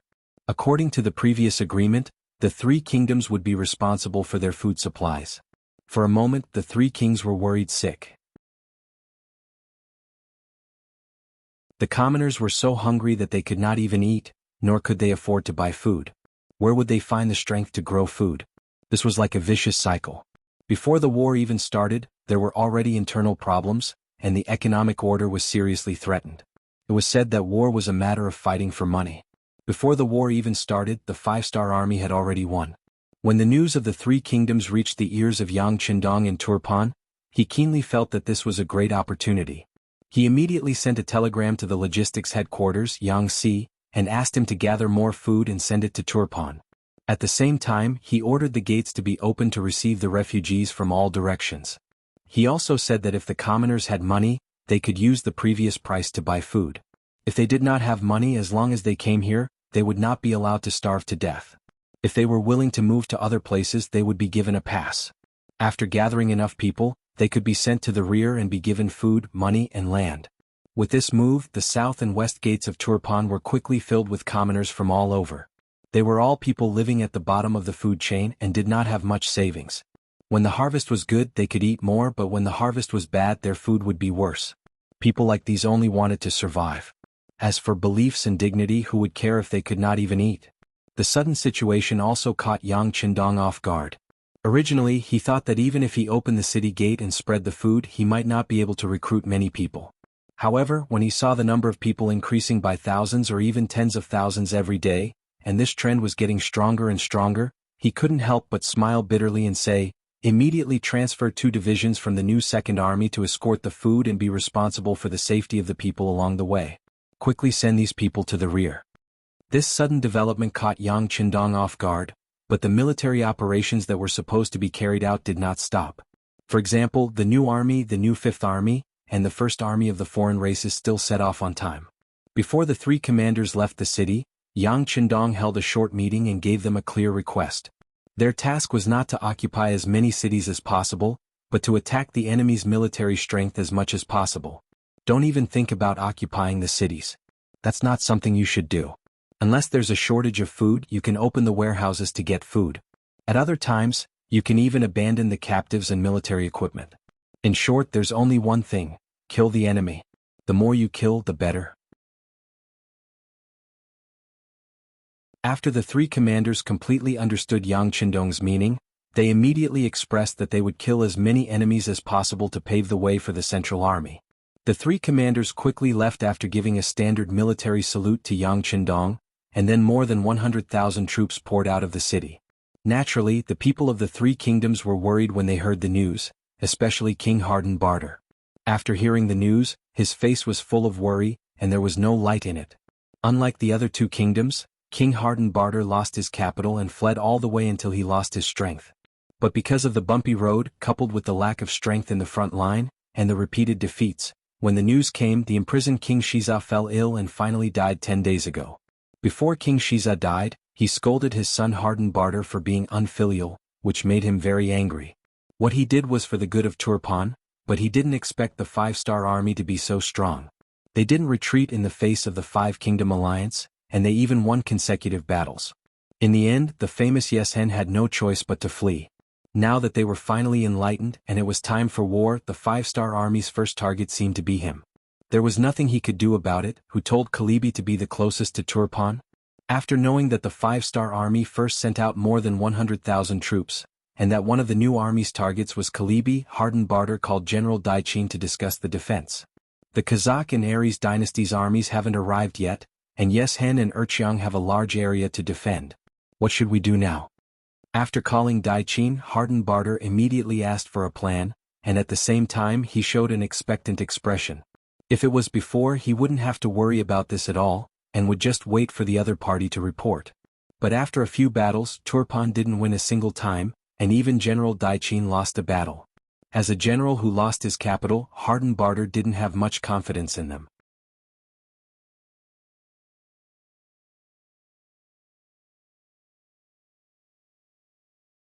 Chapter 1282. Now that Tulyafin had suffered consecutive defeats, their military strength was not as good as before. Although they recruited another 50,000 soldiers, their military strength had reached 180,000, but there were too many places to defend. Facing the five-star army, they were unable to do anything. More importantly, the civilians of Tulyafin were too close to Tulyafin city. Naturally, they were the majority of the civilians that escaped. Not only that, there were also a lot of retired soldiers that escaped. They mixed in with the civilians and entered Tulyafin city. Don't think that they mixed in just to find the base of the five-star army. They really did surrender. Their families didn't have food to eat, their parents were old, their children were young, their wives were weak. They all needed the head of the family as a man to take care of them. These people chose to stand out to protect their families and join the five-star army with their families. People like these who brought their families with them wouldn't go against the five-star army, much less cause any trouble. Moreover, this situation was becoming more and more intense. The battle had yet to begin, but the army had already lost close to 5,000 soldiers. One could imagine, with their current state, how could they fight with the five-star army? How could they fight with the enemy? They didn't have enough soldiers and their battle strength was even lower. Even the cleverest housewife couldn't cook without rice. At this moment, General Daiqin didn't know how to deal with this. At this moment, he really wanted to ask the king to open the granary and release the grain. However, he knew that if he really did that, not only would the civilians of Tulyafin, even the civilians of Yili and Yirkiang would come. It would also attract some unscrupulous merchants who would hoard grain at a high price. If that happened, then it would be a huge problem. Daiqin thought for a long time but couldn't think of a solution. Facing the king's question, he could only lower his head and remain silent. Harden Bartle waited for a long while and still didn't get any reply. He couldn't help but ask, "General Daiqin, I'm asking you something. Can you hear me?" "Yes, Your Majesty, I hear you. The five-star army is coming at us ferociously. Our reinforcements won't be able to reach here in a short amount of time. The only thing we can do now is to place our main forces outside the city and defend first. Using our advantage in numbers and terrain, we can still fight." Helpless, Daiqin could only suggest a defensive strategy. He knew that if they kept defending, they would definitely lose. However, if they took the initiative to fight, they might be surrounded and split up. If that really happened, Turpan would have no trump cards left. Even if they could chase away the five-star army one day, they wouldn't have the strength to bargain with their allies. Harden Barter quickly understood what Daiqin meant. He couldn't help but frown. "You mean that we should let the five-star army walk past our city and wreak havoc everywhere? But do you know that if we do that, the entire Turpan will be engulfed in the flames of war and we will have no way out? Once the city is lost, there will be no place for us to stay." Daiqin obviously understood this logic, but at this moment he really didn't have any better ideas. If they split up their forces to fight, they would probably lose even faster. As for whether or not this would cause them to lose the nearby cities and large amounts of land, it wasn't a problem that he needed to consider right now. Let's solve this problem first. "Your Majesty, I know your worries, but as long as Your Majesty is still here, the army is still here and the lost land can be taken back. Furthermore, from what I see, if we gather our forces outside the city, the five-star army might turn around and leave. After all, their numbers aren't as good as ours, so attacking the city won't benefit them. That way, as long as they leave, they might enter the lands of other allies. If that happens, some people won't be able to stand by and do nothing." Daiqin had done a serious analysis before. Right now, there were 150,000 soldiers gathered outside the city, and their numbers were above the five-star armies. If they attacked this place, both sides would suffer losses, and this wasn't the result that the five-star army wanted. It was very likely that they would give up on this place and go to other places such as Yilabali and Yarkiang. In that case, the two allied countries would not be able to sit on the sidelines even if they wanted to. Once they joined in, the pressure on Tulyafin would be greatly reduced. When Harden Barter heard these words, he couldn't help but suck in a breath of cold air. He finally understood his general's thoughts. This was also what he wanted. A month ago, before the ice and snow had melted, he had contacted the kings of Yilabali and Yarkiang, hoping that they would send reinforcements.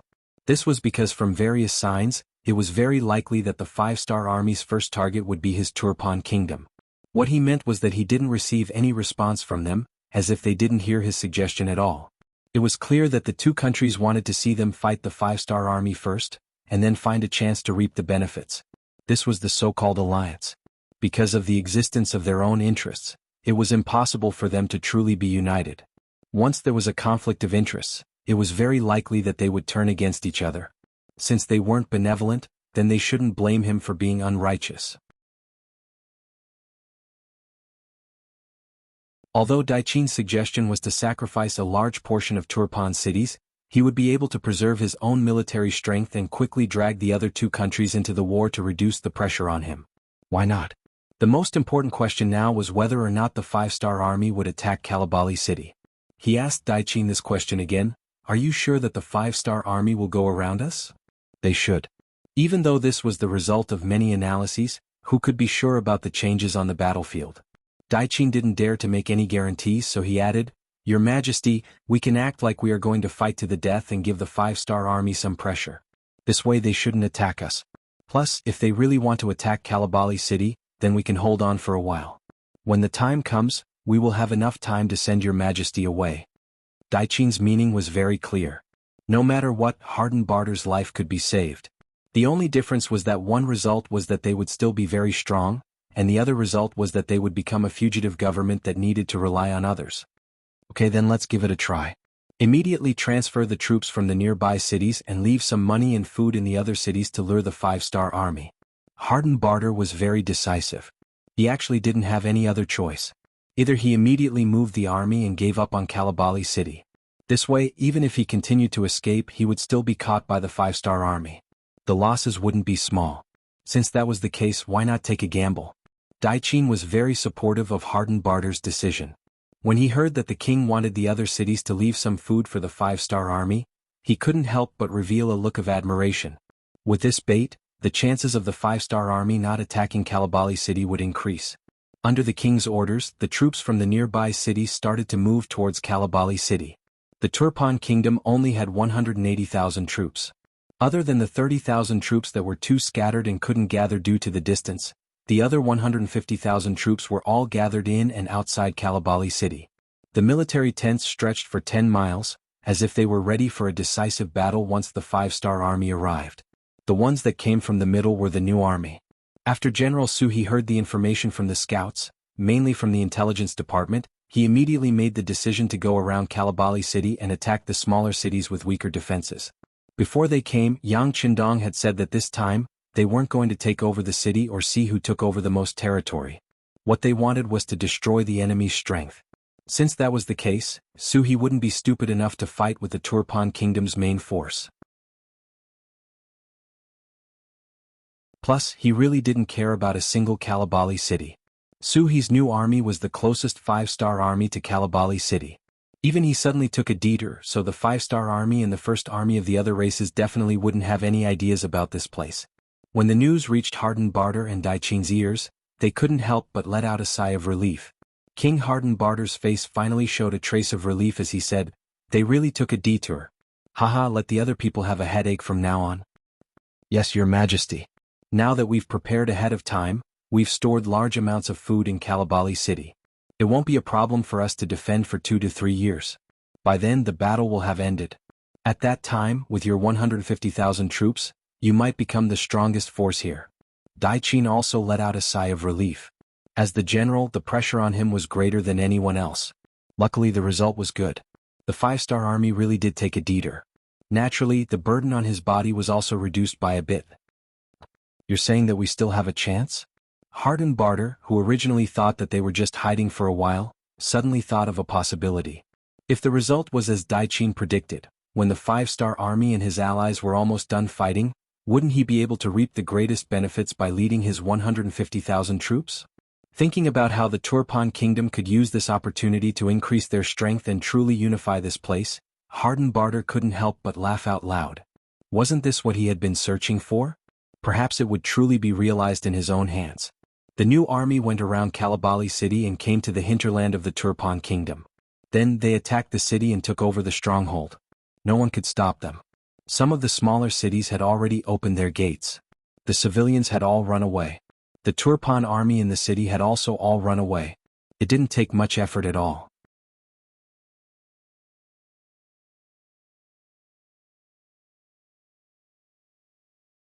Chapter 1283. Regarding this, Commander Suhi was extremely clear-headed. Even though he was facing an empty city, he still sent people to investigate and only moved in after confirming that it was safe. After a night of rest, he did not leave a single soldier in the city the next morning. Instead, he continued to lead the army forward. He remembered Yang Qindong's order, which was to destroy the enemy's strength and not to snatch control of the city. Along the way, the advance of the 1st Cavalry had been incredibly fast. Along the way, they had encountered some resistance from the Turfan army, but most of them were only a few hundred to 1,000 men.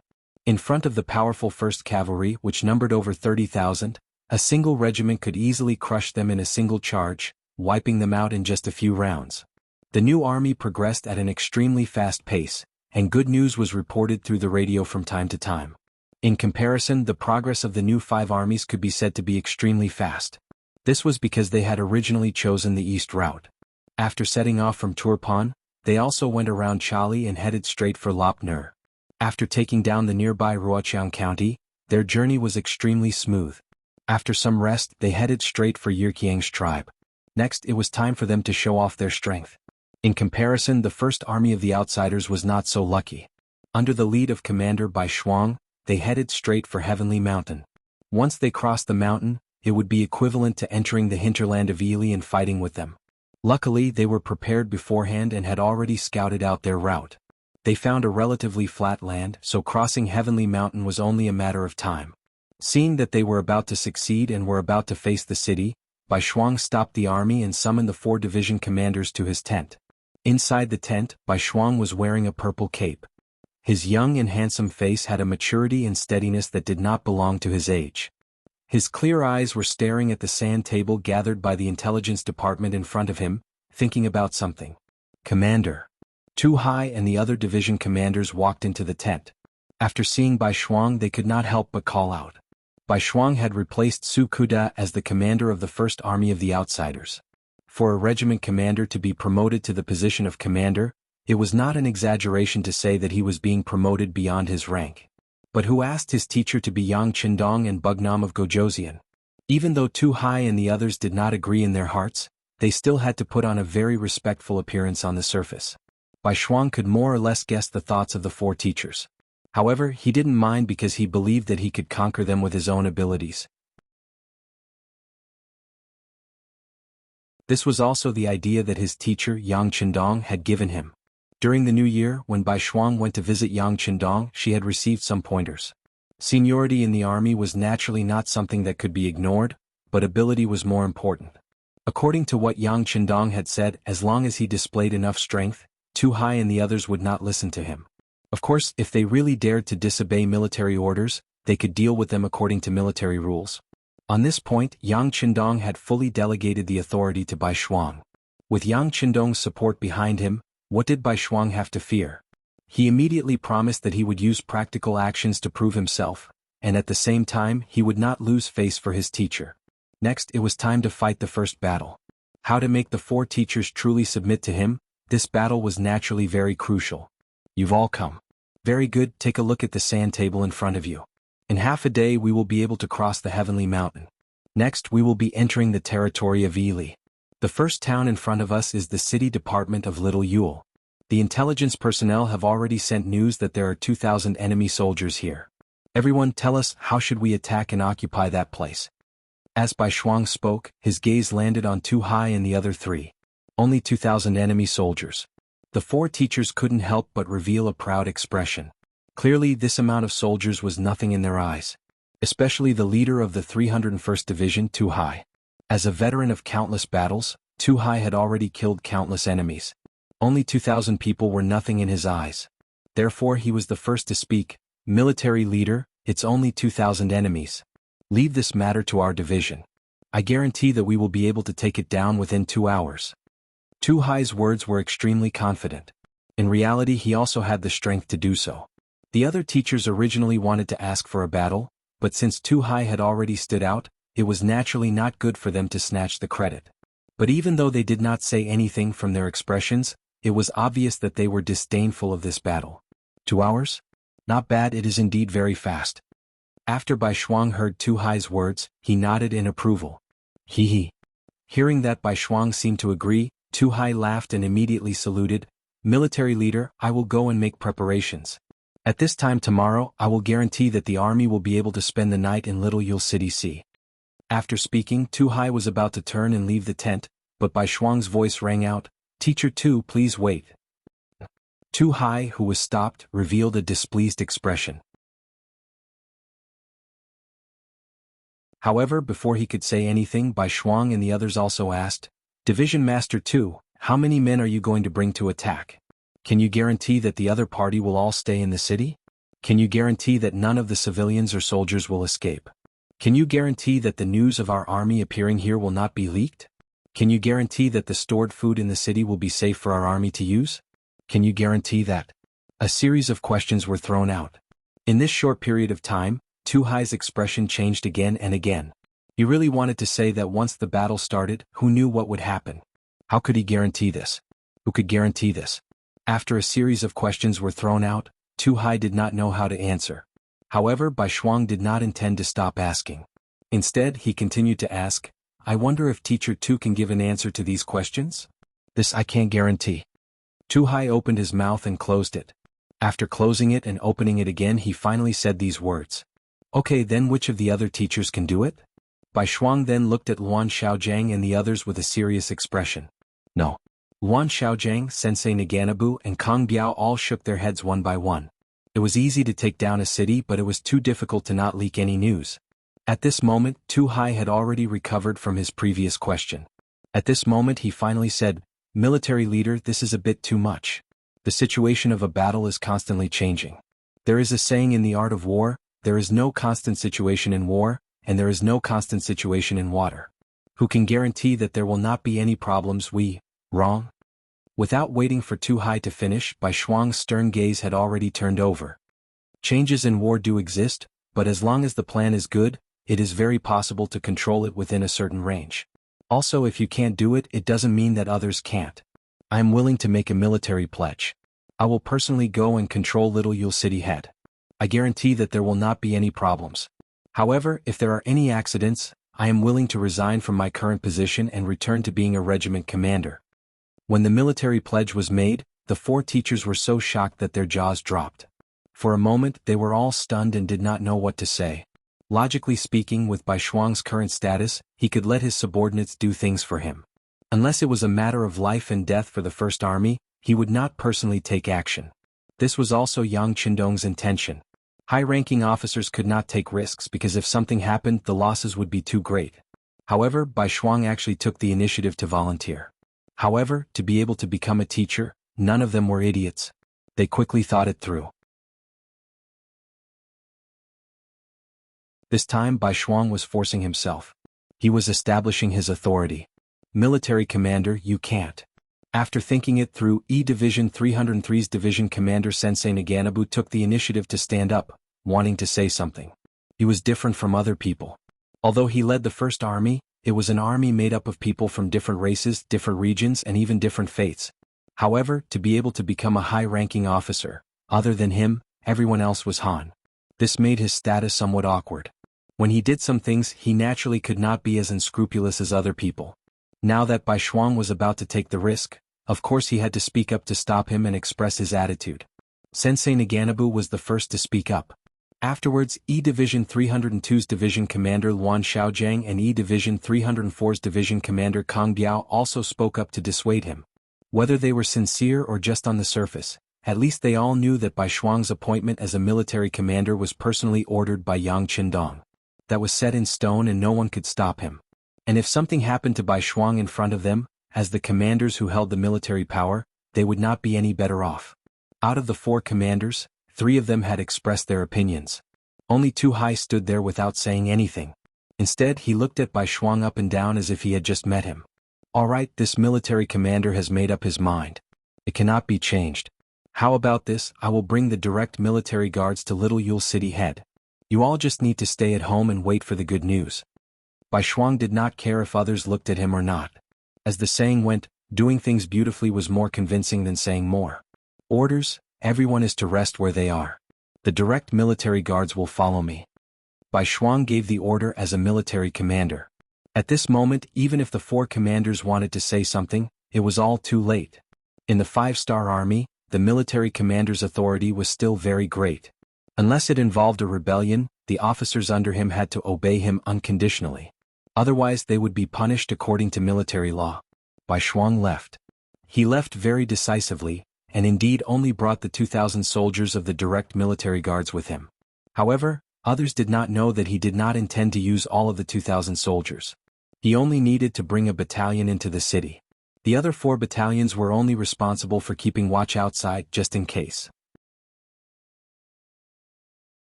Chapter 1284. In the mountains 4 li away from Little Yule City, Bai Shuang was leading the 1st Guard Battalion to change. He took out a large amount of commoner clothing from the military luggage and put it on. As he fastened the buttons on his robe, Bai Shuang said to the large man standing beside him, "Commander Zhuang, I'll leave everything outside to you. If nothing goes wrong, I'll send you a signal at night. When the time comes, you must act quickly. Commander Zhuang's full name was Zhuang Cheng. He was originally a deputy battalion commander of the 4th Regiment of the 1st Cavalry Division. This time Bai Shuang came to the 1st Army. As a trusted aide, his status naturally rose, and he was promoted to Guard Battalion Commander. Zhuang Cheng's face was solemn, and his eyes were filled with concern. Hearing this, he immediately stood at attention. "Commander, I'll remember." "Very good, Battalion Commander Shao, let's go." Bai Shuang had just finished changing his clothes. He glanced at the dozens of men behind him who had also changed their clothes. With a chuckle, he walked towards the nearby official road and headed towards the direction of Little Yule City. Battalion Commander Shao Qing was originally a company commander of the 4th Regiment. He usually admired Bai Shuang's ability. This time he took the initiative to come along, and obtained the position of Guard Battalion Commander. Bai Shuang and the dozens of men walked on the official road. Little Yule City was already in sight. Bai Shuang couldn't help but slow down and said in a very casual tone, "The enemy has 2,000 soldiers in the city. Are you afraid?" "No." The soldiers all said in unison. To be able to go on a mission with their commander was their honor. If word got out, it would be something to gain face. Furthermore, the other brothers of the 1st Battalion had already changed into the city. They were the last batch. This way they had a total of 400 people. Although they didn't have as many soldiers as the enemy, they still had the ability to fight back. Not to mention, if their commander could lead the troops, he definitely had a thorough plan. What was there to be afraid of? "Good, that's how war is." Very satisfied with the soldiers' answers, Bai Shuang said confidently, "On the battlefield, just because you're afraid of death, you won't be killed. On the contrary, if you weren't afraid of death, others would only be afraid of you. That way you would have more chances to protect yourself. Alright, you are all courageous and insightful people. Next, I will tell you about the next mission. As long as you are courageous and careful, the mission will not be difficult to complete." Back then, White Shuang had infiltrated and taken down Hoboksari City without shedding a drop of blood.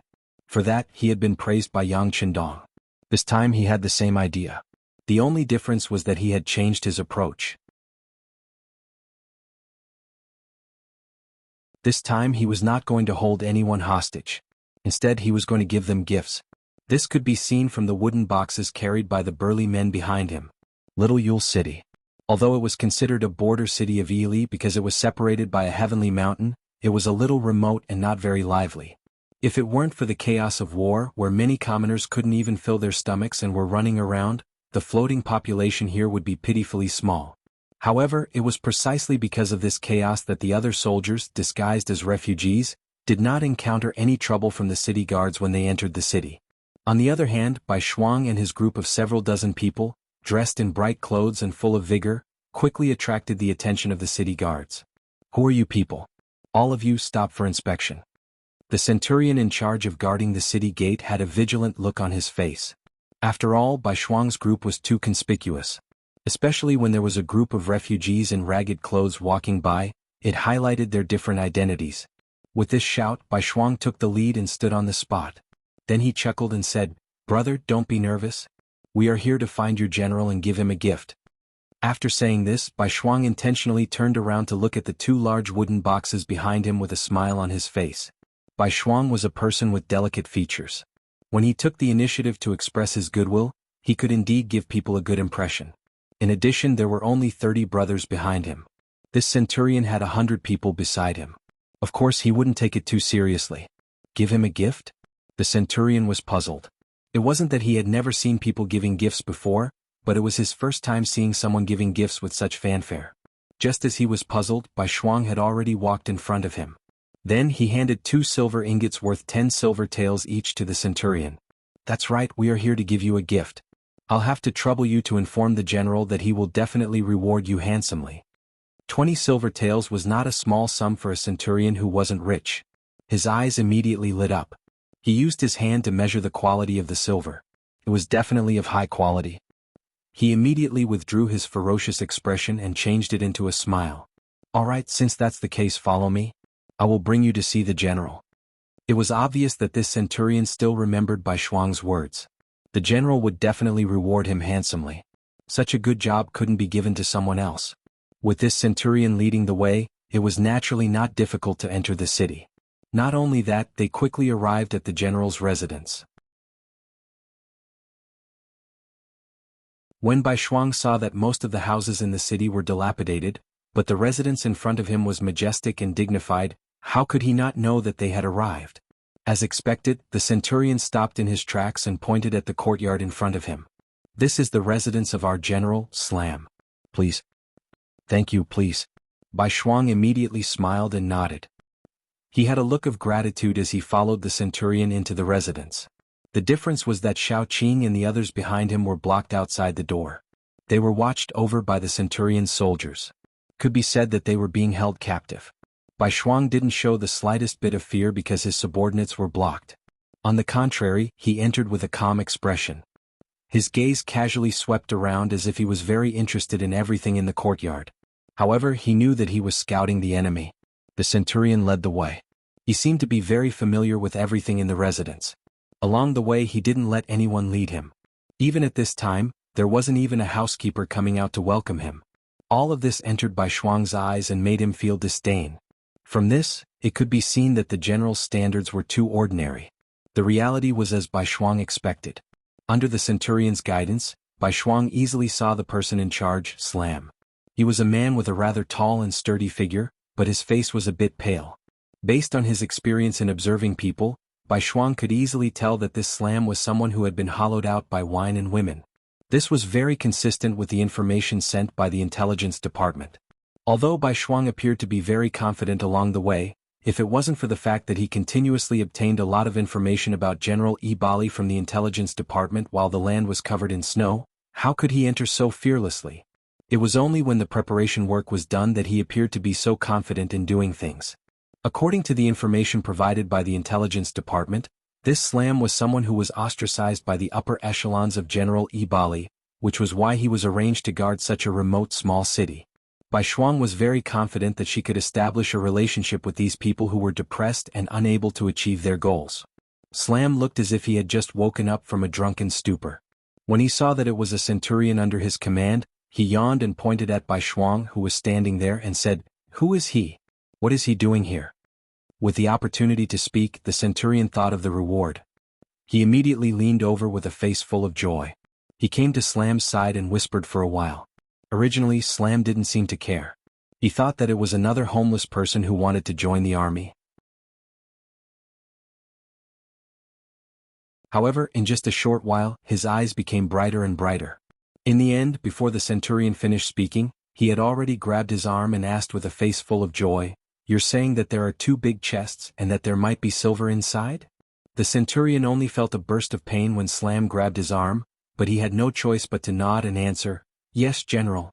I haven't seen what's inside the chests, but I think it's silver without a doubt." Good, then why aren't you bringing it up?" As Slam, who was sent to a remote place, even if he wanted to deduct some silver and receive some benefits, he had nowhere to go. Recently there were more and more refugees. For a time there were all kinds of people. There were even many bandits passing by. As a result, the security of Little Yule City wasn't very good. Every day there were all kinds of bad news and he was already sick of it. Now that he heard that someone was actually giving him silver, how could he not be happy? In his excitement he couldn't help but forget himself. The centurion also wanted to see if the chests were filled with silver, but Bai Shuang was still standing there and didn't speak. He looked down on the general's ugly expression and could only remind him softly, "General, the person is here. Shouldn't we first ask him why he's here?" Him? Yes, he had to ask first. That who's the person below? With this reminder, Slama finally reacted. Then he tidied up his clothes and asked in a very serious manner. Finally it was his turn. Bai Shuang had already prepared his speech. "General, my surname is Bai and I'm in the grain business. You also know that in the chaos of war the price of grain is rising again and again. Therefore I gave up all my wealth and opened a trade route from the grasslands. As long as the general agrees, we can continuously transport grain from the north of Tianshan Mountain. At that time we will have to pass through the general's territory. Therefore this time I'm here to give the general a gift and hope that we can work together to achieve great things." "What? You're in the grain business? You can transport grain from the north of the mountain? You're Han?" At this moment, Slam's eyes were already wide open. He was completely shocked by Bai Shuang's words.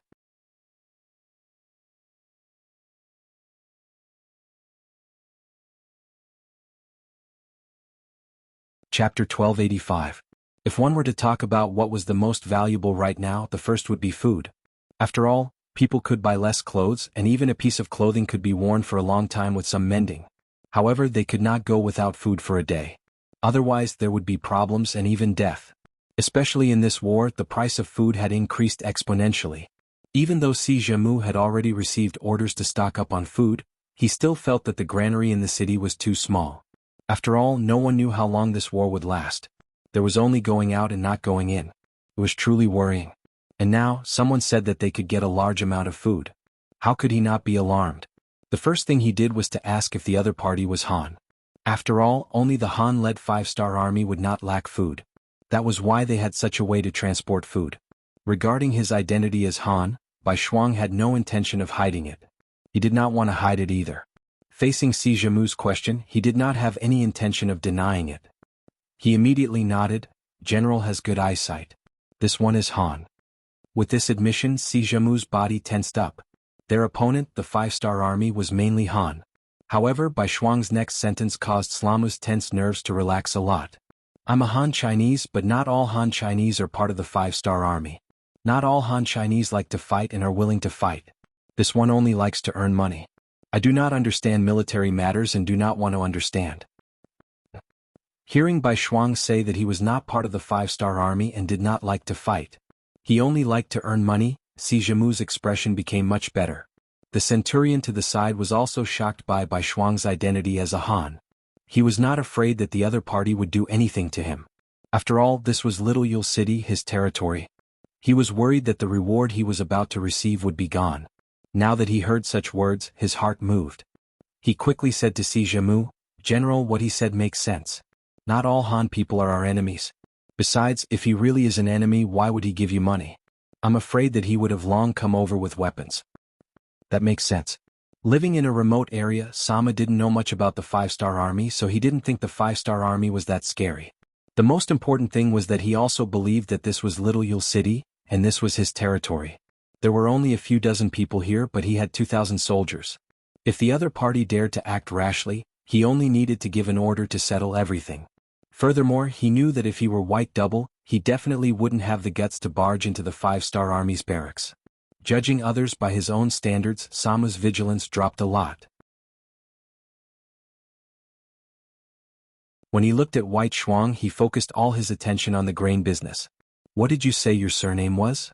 "General, he said his surname is Bai," the centurion said with a flattering look. "Oh yes, Mr. Bai, right?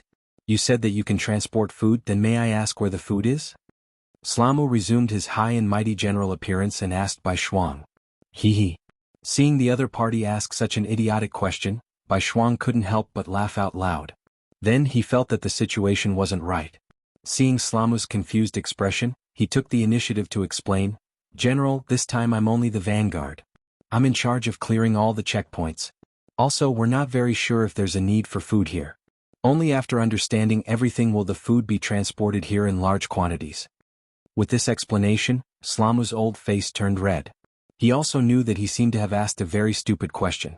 But right now his attention wasn't on this at all. He was thinking about large quantities of food. When White Shuang finished speaking, he immediately said, lack of food. I'll take as much as you have, but I don't know the price. The price is only 30% higher than the market price. White Shuang hesitated for a moment, then tentatively raised 3 fingers. 30%. Hearing this price, Slama seemed to have been pricked by something. With a whoosh, he bounced up from the chair. What? 30% is a lot? That won't do. 20% is fine. White Shuang looked very careful, showing his worry and nervousness. No, it's not much. 30% is already very good. The laughing Slamo had already walked over from the chair and came to White Shuang's side. He was very clear that in Ely food was priceless.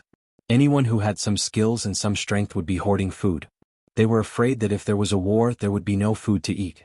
Who would be willing to sell food? Not to mention 30%, even if it was doubled or even tripled, they would still easily sell it. Thinking about it this way, this was definitely a big deal. White Shuang had undoubtedly become a noble person in his eyes. He immediately came to White Shuang's side with a face full of smiles. His eyes were filled with indescribable passion. Because he was too passionate, White Shuang couldn't help but take a step back. General, don't lie to me. Is 30% really no problem?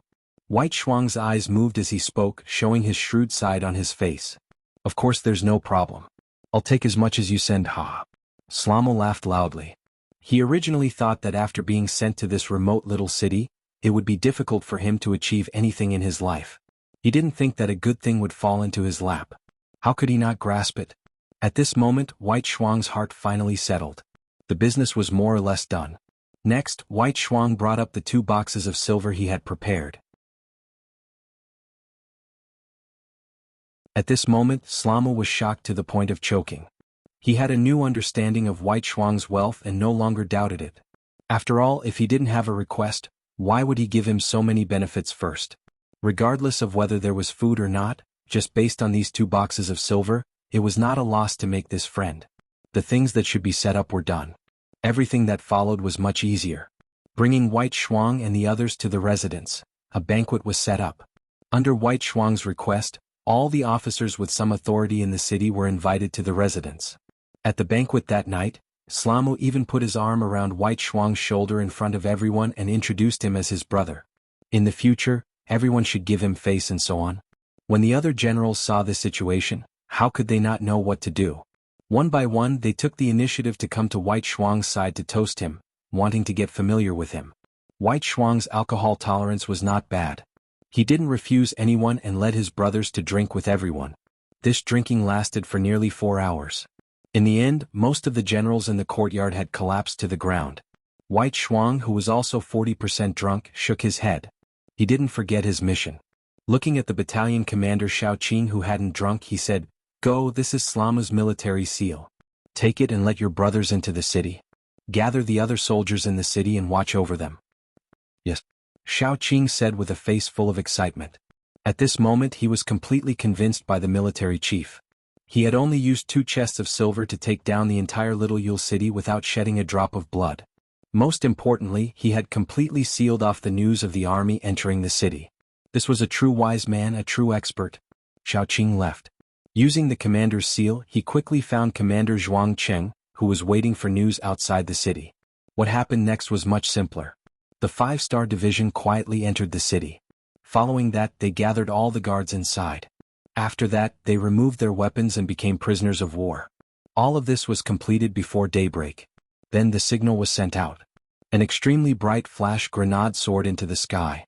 3 li away, 2 high, and the others who were waiting for news immediately brought over 30,000 soldiers towards Little Yule City.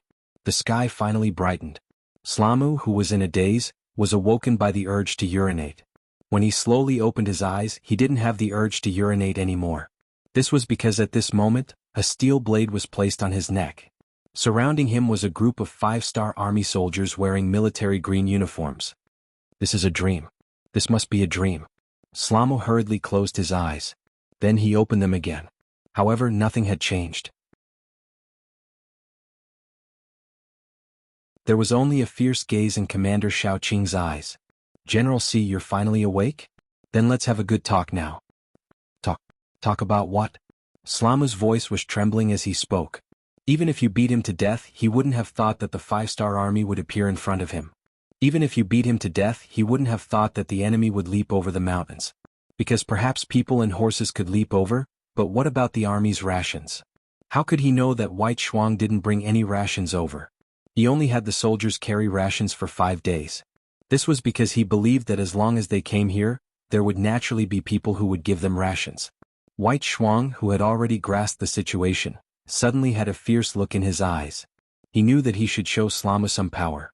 Otherwise, he was afraid that this person wouldn't cooperate with him. Now that he had occupied the capital of Little Yule, there were 2 ways to enter the deeper regions of Ili Belly. The first was to head south to the capital of Big Yule. From there he would enter the Tex River, and then to the north would be the Katemian Mountains, which would be to the south of the capital of Ili Belly. The other was to head north, through the 3 cities of Nalatu, Telhala, and Kongisi, and across the Kongisi River, he would reach the capital of Ili Belly. Comparatively speaking, the latter path was more difficult to advance. However, the strength of the enemy would also be heavier. This was more in line with Yang Qindong's military plans. However, he didn't make the final choice. Everything would depend on the result of his discussion with Slamu. He believed that this person would definitely bring him a pleasant surprise.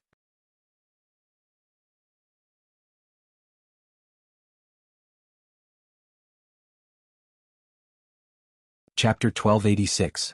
Facing Bai Shuang's murderous gaze, Slamu's heart trembled. He had thought of something and his thoughts came true. He heard Bai Shuang say coldly, "I can tell you now that I'm not a merchant. We're the 5-star army. We've crossed Tianshan Mountain to come here. This time we're here to take your king's dog life. Trust me, it won't be long before this place becomes the territory of our 5-star army. All the soldiers here who oppose us will be killed or become captives who will never see the light of day. You're very lucky to be caught by us first. Now you're still useful. As long as you're willing to cooperate with us, I promise you'll live a good life.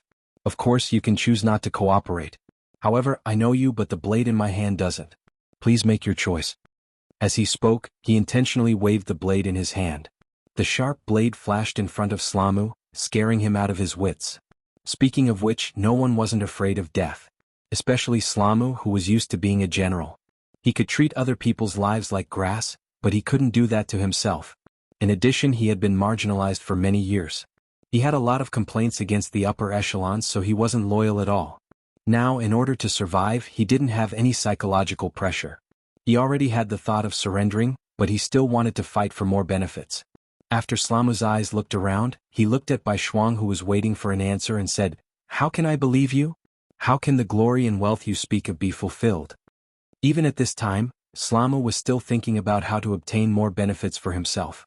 In the eyes of these people, there was no such thing as a nation, a country, or dignity. They only cared about their own benefits. If these people were in the 5-star army, needless to say, once they were discovered, they wouldn't be put in an important position. They might even be kicked out of the army at any time and sent to be punished. Bai Shuang looked down on these people. His tone wasn't polite. "Slamu, you're now our prisoner. Do you think you still have the right to talk about conditions? You can only choose to believe us now. Otherwise, we'll cut you in half right now and hang you on the city wall to let you have a taste of the wind and rain." "No, I'll cooperate with you. I'll completely cooperate with you. I just hope you keep your promise." When Slamu heard these ruthless words and saw Bai Shuang's unfriendly gaze, he immediately replied with a face full of fear. Bai Shuang was very satisfied with just a scare, and Slamu was convinced. In order to make the other party cooperate with him better, White Shuang also intentionally retracted his killing intent, and a smile appeared on his face. "That's the way, right? Don't worry, our 5-star army are very friendly to our friends. You can also go and scare them a little. As long as our 5-star army occupies a place, most of the local generals will be responsible for the security work. If your performance is satisfactory, not only will you receive a large amount of rewards, you might even have the chance to become the general of this area in the future." Good. Hearing that if he did his job well, he would even have a higher position, Slamu's eyes revealed a look of yearning. He immediately nodded like a chick pecking at rice. Very quickly, he told White Double Ears everything he knew, including the military arrangements of the nearby cities and the situation of the military forces. Tu Hai and the other 3 division commanders were already waiting in the hall. When Bai Shuang brought Slamu in front of them, the attitude of the 4 was clearly much more respectful than before. They had already heard about what had happened. Bai Shuang was the commander of an army, and his status was extremely noble. However, he had still entered the tiger's den, daring to bring a few dozen people into Little Yule City. Then, without harming a single brother, he had taken control of the situation here. Just based on this, it wasn't something the 4 division commanders could do. They might be able to take down Little Yule City with a small price, but they definitely couldn't do it as quietly as Bai Shuang. The most important thing was that the news of them appearing here wasn't leaked. This gave them more time to prepare and choose, creating better conditions for the next attack. After Bai Shuang entered the hall, he noticed the attitude of the 4 division commanders. They were clearly more respectful. This made him very satisfied. He didn't expect these people to immediately submit to him, but as long as they didn't hinder him, he believed that his performance in the future would make them truly submit. You're all here. Let me introduce you. This is General Slamo. He is now our friend and is willing to provide us with everything we need to know. He is also willing to cooperate with us. Now, let's ask him to explain the surrounding situation. Bai Shuang smiled and nodded at Slamo. He had already heard it once. Now that he had Slamo explain it again, it wasn't that Bai Shuang's memory was bad. On the contrary, he was very smart. The reason why he did this, other than letting the 4 division commanders understand the situation, he also wanted to test Slamo again and see if he introduced the same thing twice. Once he found a problem, he would properly explain it. Fortunately, Slamo really surrendered at this moment, so what he said was naturally true. 2 introductions, the language might be reversed, but the meaning didn't change. Bai Shuang finally relaxed. He looked at the 4 division commanders and said, "Now that everyone understands the situation, let's talk about what you all think." The East Army's new 5th Army. After speeding up their march all the way to Lopner River, they went straight to Lop City in the southwest direction. Under the lead of Shi Wanshan, they advanced at a speed of a few hundred li per day. What they wanted was to take the enemy by surprise. They wanted to directly attack the enemy. According to Yang Qindong's request, they moved unhindered in the Yarqiang Kingdom, so that they didn't have time and energy to deal with the Turpan Kingdom. The 5-star army's main force would be able to take over the Turpan Kingdom. The new army also bypassed Khaleesi City and came to the Iron Gate Pass behind it, cutting off the retreat of the Turpan Kingdom's army, making it a completely isolated city. It also forced Harden Barter to send reinforcements. The strategy of encircling and attacking reinforcements has been formed. In the Turpan Kingdom, when all kinds of information were gathered through the radio, Yang Qindong was naturally very satisfied after reading it. It can be said that the performance of the 3 armies was better than he expected. They didn't care about the gains and losses of a city and only wanted to destroy the enemy's strength. This kind of strategic thinking was very advanced. He believed that when the enemy reacted, it would be too late for them to regret it. For now, let these 3 monkeys continue to cause trouble. When the time is right, it will be time for him to lead the army to battle. At this time, Yang Qindong's mood was very good. Beta Persei noticed this and hurriedly came over. "Young master, you also have to take care of your body. Don't always be like this. If you have work, you can give it to others." Knowing that Beta Persei was concerned about him, Yang Qindong had a smile on his face. How could he not want to rest? But anyone who wanted to achieve such a big goal in a short period of time would have no time to rest. How is Division Commander Tian and Division Commander Ling doing? The 2 people he was talking about were the Division Commander of the 1st Cavalry Division, Tian Hu, and the Division Commander of the 4th Division, Ling Daqiang. After the liberation, they received the order to liberate the Fire Province, Willow City, and other places around Turpan. As the capital of Turpan, there were many large cities and strategic towns around Turpan. It was just that because of the geographical location, they couldn't provide much protection. When Harden Barter escaped, he didn't escape to those places, causing them to become isolated cities.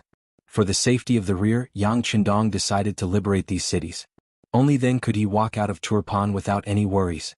When it came to the situation of these cities, Beta Persei's face immediately showed an excited expression. "Young master, everything is going well. The Fire Province has been taken." "So fast?" Hearing that the Fire Province had been captured, Yang Qindong's eyes flashed with surprise. "Tell me the details." "Yes. We first sent people to the Fire Province to persuade them to surrender, but the effect was not good. Although they didn't kill people because of the strength of our 5-star army, they threw the emissary out of the city, which angered the 2 division commanders. They divided the work, and the 4th Division blasted open the west gate of the Fire Province city with a few cannons. Then Division Commander Tian who led the brave cavalry into the city. What followed was naturally a one-sided situation. The Fire Province city was broken in less than half a day. Most of the 20,000 Turpan soldiers guarding the city surrendered and a few were killed. Now the 2 division commanders are using the same method to go to Yanghire city. The news just came and it seems that the problem can be solved peacefully. When talking about this, Beta Persei's face was full of joy. Clearly this person was a warmonger in his bones. Yang Qindong was also very satisfied after hearing this. Yes, that's right. If we don't attack, then it's fine. If we move, then it's like a bolt of lightning. Don't give them a chance to fight back. Of course, if we can solve the problem without using a single soldier, then that's naturally the best. Yes, I'll immediately send someone to pass on the young master's order. Beta Persei knew that Yang Qindong was a person who loved his soldiers like his children. This was also because he didn't want to make too many sacrifices, so he immediately nodded. Then, seeing that Yang Qindong was indeed in a good mood, he tried to suggest, "Young master, today's official business is not so busy. Why don't we take a walk on the street? You don't know, but Turpan City is very lively right now."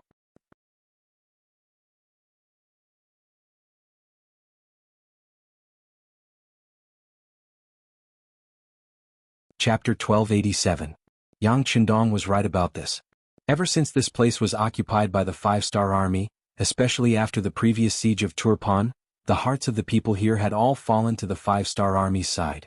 In addition, this was a big city in the front line of the battle, so it naturally became the first choice of the fleeing people of the 3 kingdoms. They had already made sufficient preparations, and there was enough food in the city. There were nearly 100 big and small grain stores, which greatly solved the problem of food for the people.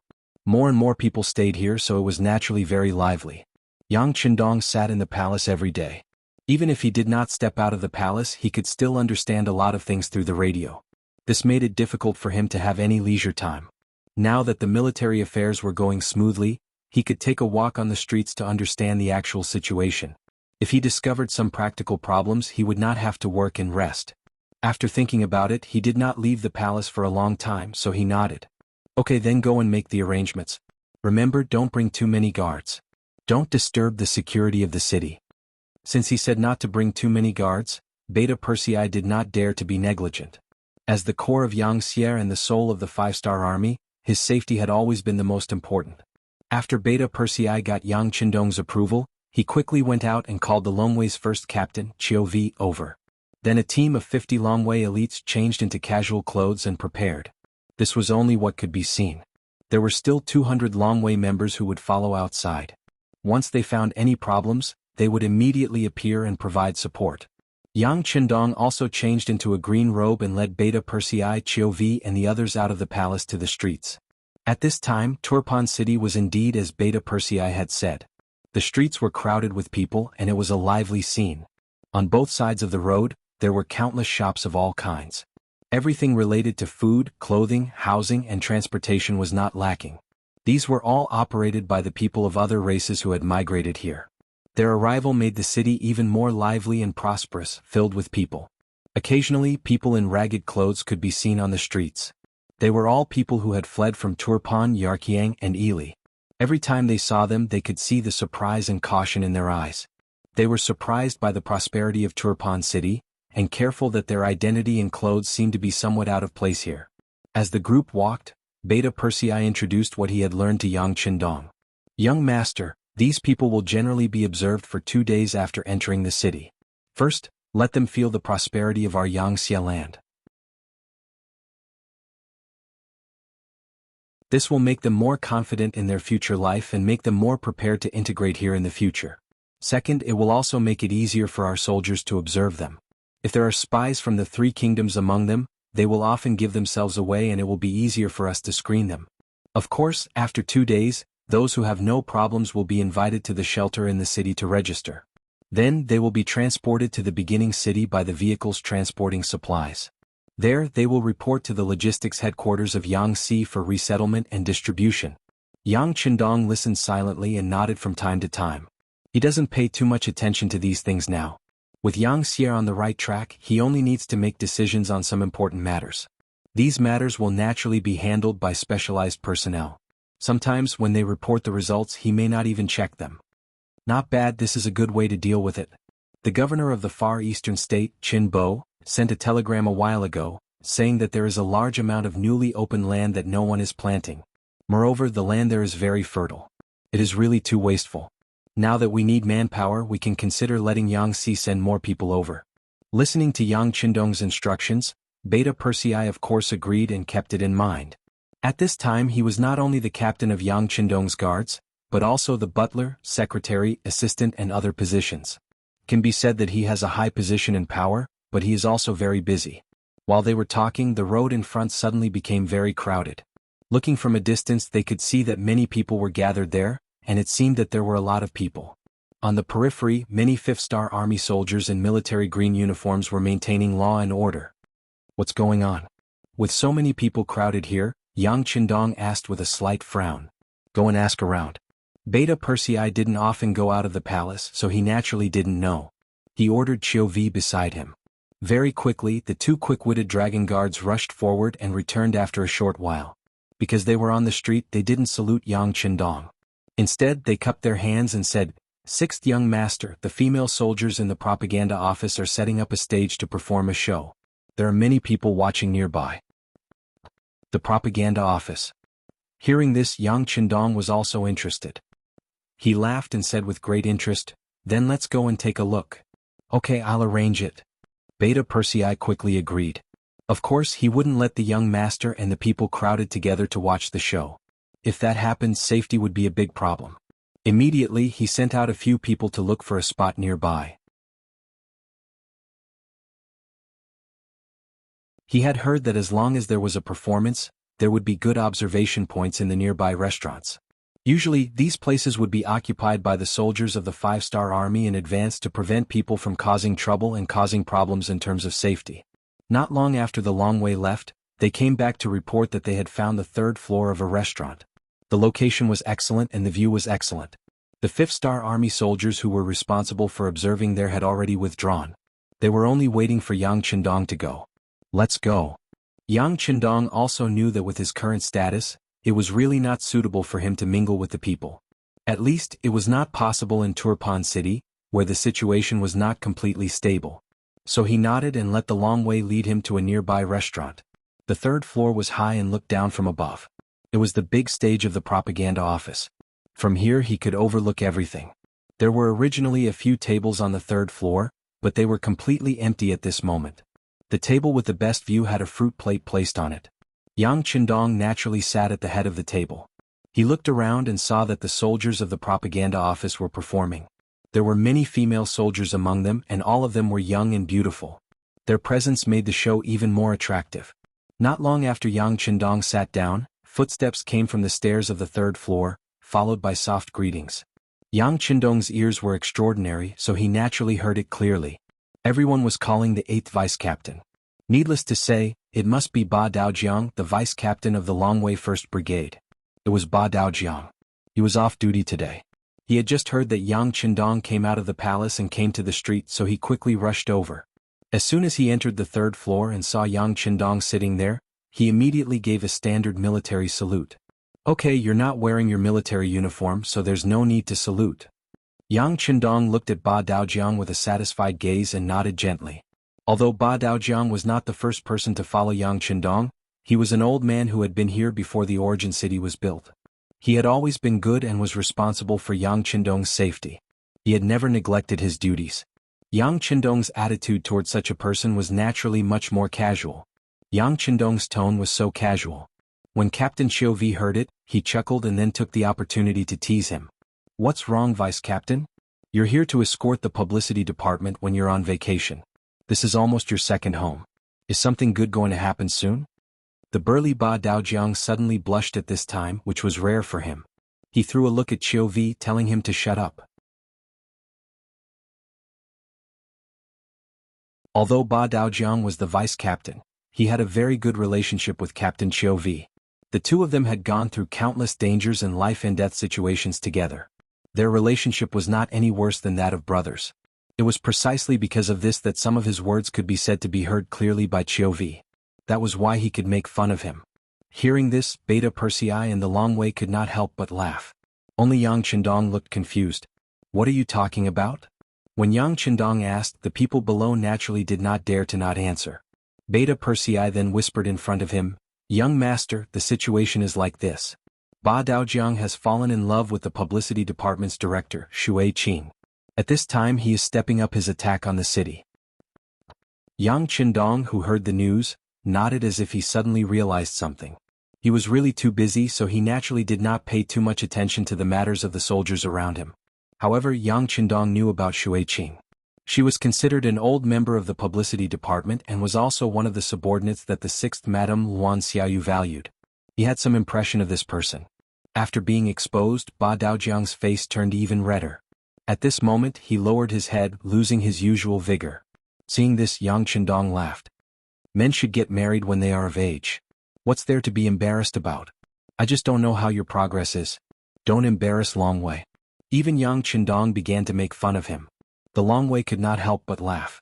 Ba Daojiang, whose face was even redder, stretched his neck and said, 6th young master, Shui Qing has a good impression of me, but she said that she is too busy with work now, so she wants to wait a while before discussing the marriage.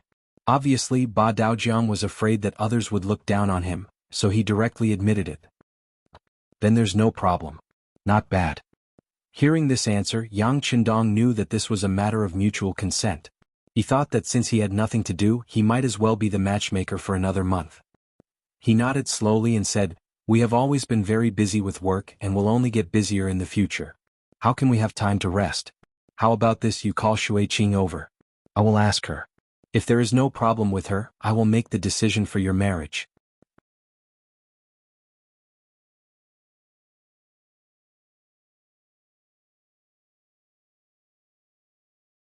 Chapter 1288. Yang Chendong knew that there would be a huge war coming up and there would be no time left. Ba Daojiang wasn't young anymore. He might as well take this opportunity to settle the matter. It would be a good thing to fulfill someone's wish. The 6th young master was going to be the witness. Ba Daojiang grinned from ear to ear. Qiu Vi, who was standing at the side, saw that his deputy only knew how to smile and didn't do anything. He couldn't help but kick him. What are you waiting for? Hurry up and invite Miss Shui Qing over. I'll go right away. Ba Daojiang, who had regained his senses, immediately agreed. He then turned around and disappeared from the 3rd floor. Seeing how anxious he was, the Long Way crowd burst into laughter. In less than an instant's time, Ba Daojiang dragged the panting Shui Qing to the 3rd floor of the restaurant and stood in front of Yang Chendong. Shui Qing was originally organizing a performance downstairs. Previously, she was the publicity director of the Origin City region. Now, she was promoted to the publicity director of the entire grassland region. There were many things that she needed to do every day. When Ba Daojiang suddenly appeared by her side, she was both happy and surprised. When Ba Daojiang first appeared by her side and expressed his desire to pursue her, Shui Qing also fell in love with this honest man. Later on, because of work, the two of them spent more time apart than together. However, this didn't dilute their feelings for each other. Instead, it made them feel like they were newlyweds every time they met. Later on, when the two of them were talking about marriage, Ba Daojiang even said that he would find a chance to report this matter to the 6th young master and invite him to be the witness. Regarding this matter, Shui Qing only listened to it for a while. What kind of person was the 6th young master? How many things did he have to do every day? How would he have the time to deal with these small matters? Although Ba Daojiang was the vice-captain of the Black Cavalry 1st Platoon and could be considered one of Yang Chendong's men, she didn't have any illusions. She didn't expect that Ba Daojiang would suddenly appear just now. Shui Qing thought that he missed her again. Just when she was overjoyed, but because she was too busy with work, Ba Daojiang suddenly grabbed her hand. Then, the two of them ran out in front of all the people backstage of the publicity department. Although Shui Qing had long acknowledged her relationship with Ba Daojiang and thought that she was his woman for the rest of her life. However, the wedding banquet had not been held yet, and the two of them were still scrupulously abiding by their identities. They had never had any physical intimacy. Now that her hand was grabbed in front of everyone, she blushed. When she finally reacted, her expression became even better. At the same time, she blamed Ba Daojiang and asked him to let go of her hand and let her go. Alright, let's not worry about other things at this time. The 6th young master is waiting for us upstairs. Let's go. Ba Daojiang knew what Shui Qing was thinking. Women were always shy. However, he really didn't have time to wait. Who knew if there would be some urgent matter that would call the sixth young master back? If that was the case, he would miss a great opportunity. Just now, the platoon leader took the opportunity to tell the sixth young master about him. This kind of opportunity was hard to come by. Holding Shui Qing's hand, he jogged all the way to the third floor of the restaurant and stood in front of Yang Qindong. When she saw Yang Qindong with her own eyes, Shui Qing's heart, which was already racing from jogging all the way, started to beat even faster. The current Yang Qindong was like a god in the eyes of the Yangxie people in the five-star army. Especially after the publicity department had been instructed to deliberately create a cult of personality, his reputation had spread at a rapid pace. As the most important middle-level cadre in the publicity department, Shui Qing naturally regarded Yang Qindong as a god. Now that she was able to get close to the god in her heart, Shui Qing was very excited. You must be Shui Qing. Not bad. He looked at Shui Qing and found that this girl had a great temperament. Especially when she was wearing the lieutenant colonel uniform, it made her look even more valiant and full of an indescribable heroic spirit. This girl was quite compatible with a burly man like Ba Daojiang. A single word of praise made Shui Qing's face blossom into a smile, like a lotus flower emerging from the water. Her face carried a brilliant yet somewhat bashful smile. Thank you for the king's praise. With Shui Qing's status, she could only call Yang Qindong king. She couldn't casually call him king. No problem, Director Shui Qing. You can call me sixth young master like Ba Daojiang. Yang Qindong smiled and said with a warm voice. In order to make Shui Qing feel less restrained, Yang Qindong smiled and asked about work. He knew that when interacting with people, he had to start with the areas that they were most familiar with. This way he could quickly eliminate the barriers between them. As expected, when it came to reporting work, Shui Qing became less shy and more shrewd and capable. Yes, sixth young master. Under the guidance of Logistics Commander Yang, our publicity department just carried out an expansion of recruitment. To be honest, there are many girls who are good at singing and dancing in the grasslands. We went through a serious selection process. After the political investigation department participated in the selection process, we recruited a total of 1,200 new members. Now they have been divided into 12 publicity teams and have begun to perform in various places. The performance team on the streets of Turpan City today is one of them. They are currently performing the defense of Turpan City not long ago. We used the Turpan brothers, Tumu, as the model and added some exaggerated techniques to create this performance. Listening to Shui Qing's report, Yang Qindong was also interested. He knew about Tumu. This person was a local of Turpan City. At first he wanted to earn money, so he joined the defense of Turpan City. Later on he fully displayed his ability to fight on the battlefield. Now he was already a company commander of 100 soldiers. Although his position wasn't very high, as a local of Turpan, he could be a representative and a model to promote. More often than not, the more grassroots people would resonate with them. It could be said that this was a very good example. Yes, I know about Tumu. You chose him as the model, so your train of thought is correct. Then tell me, how are the results? Yang Qindong wanted to know what kind of changes the performance of the publicity team could bring to the overall situation. After all, if the performance was only for the sake of completing the mission, but there were no results, then the performance would lose its true meaning. At this moment, Shui Qing's face revealed a confident expression. Sixth young master, the results are very good. With Tumu as the model, the recruitment office has already sent a notice. Now there are many people who have signed up. They are already too busy. Oh? Not bad, not bad. Yang Qindong was very satisfied with the results. To be able to recruit more soldiers from the local area was naturally something that he was happy to see. They were familiar with the local situation and had long adapted to the local climate. With them, the combat troops could take fewer detours.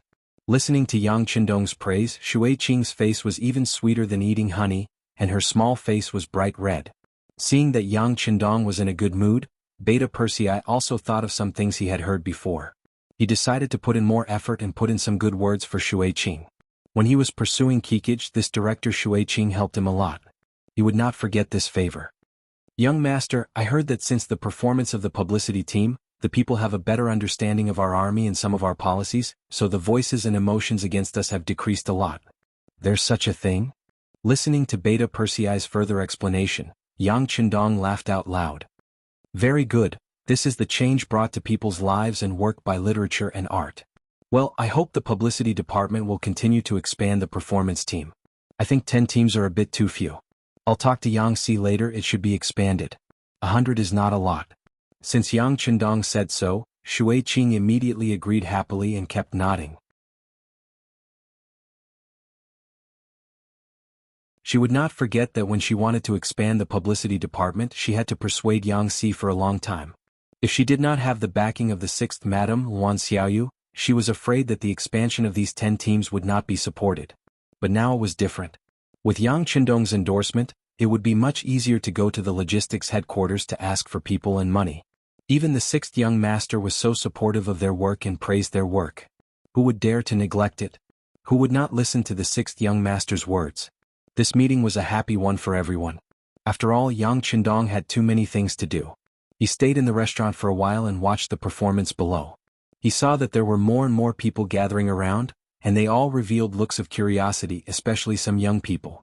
No matter if they were men or women, they all revealed looks of yearning. Yang Chendong knew that the performance of the publicity team could continue to be carried out in order to win more people's hearts and gain more people's support. Speaking of publicity teams, it was very difficult for the people to see them in the past. Occasionally, some vaudeville troupes could perform on the streets. There was no Peking opera in that era. And where could they find so many handsome men and beautiful women in such troupes? Where could they find such good and diverse education and story themes? The publicity team was a pioneer. As soon as they appeared, they attracted everyone's attention. Regardless of whether they were men or women, old or young, they liked them very much. It was precisely because they liked him that they were willing to learn more about him. Then, they would know more about the 5-star army in Yangshi. This kind of publicity could often achieve something that even 1,000,000 soldiers couldn't do. When Yang Chendong brought people to watch the performance on the streets and did not return, the 1st Cavalry Division had already taken down Yanghe City and was cleaning up the battlefield. You're tuning in to the Han Li's Wuxia Chronicles YouTube channel. We're so grateful for your support, and don't forget to subscribe to join us on this incredible journey through captivating stories. Your generosity through donations truly makes a world of difference, as it's the primary source of revenue that allows me to expand and enhance this channel for you. Thank you from the bottom of my heart for being a part of this adventure.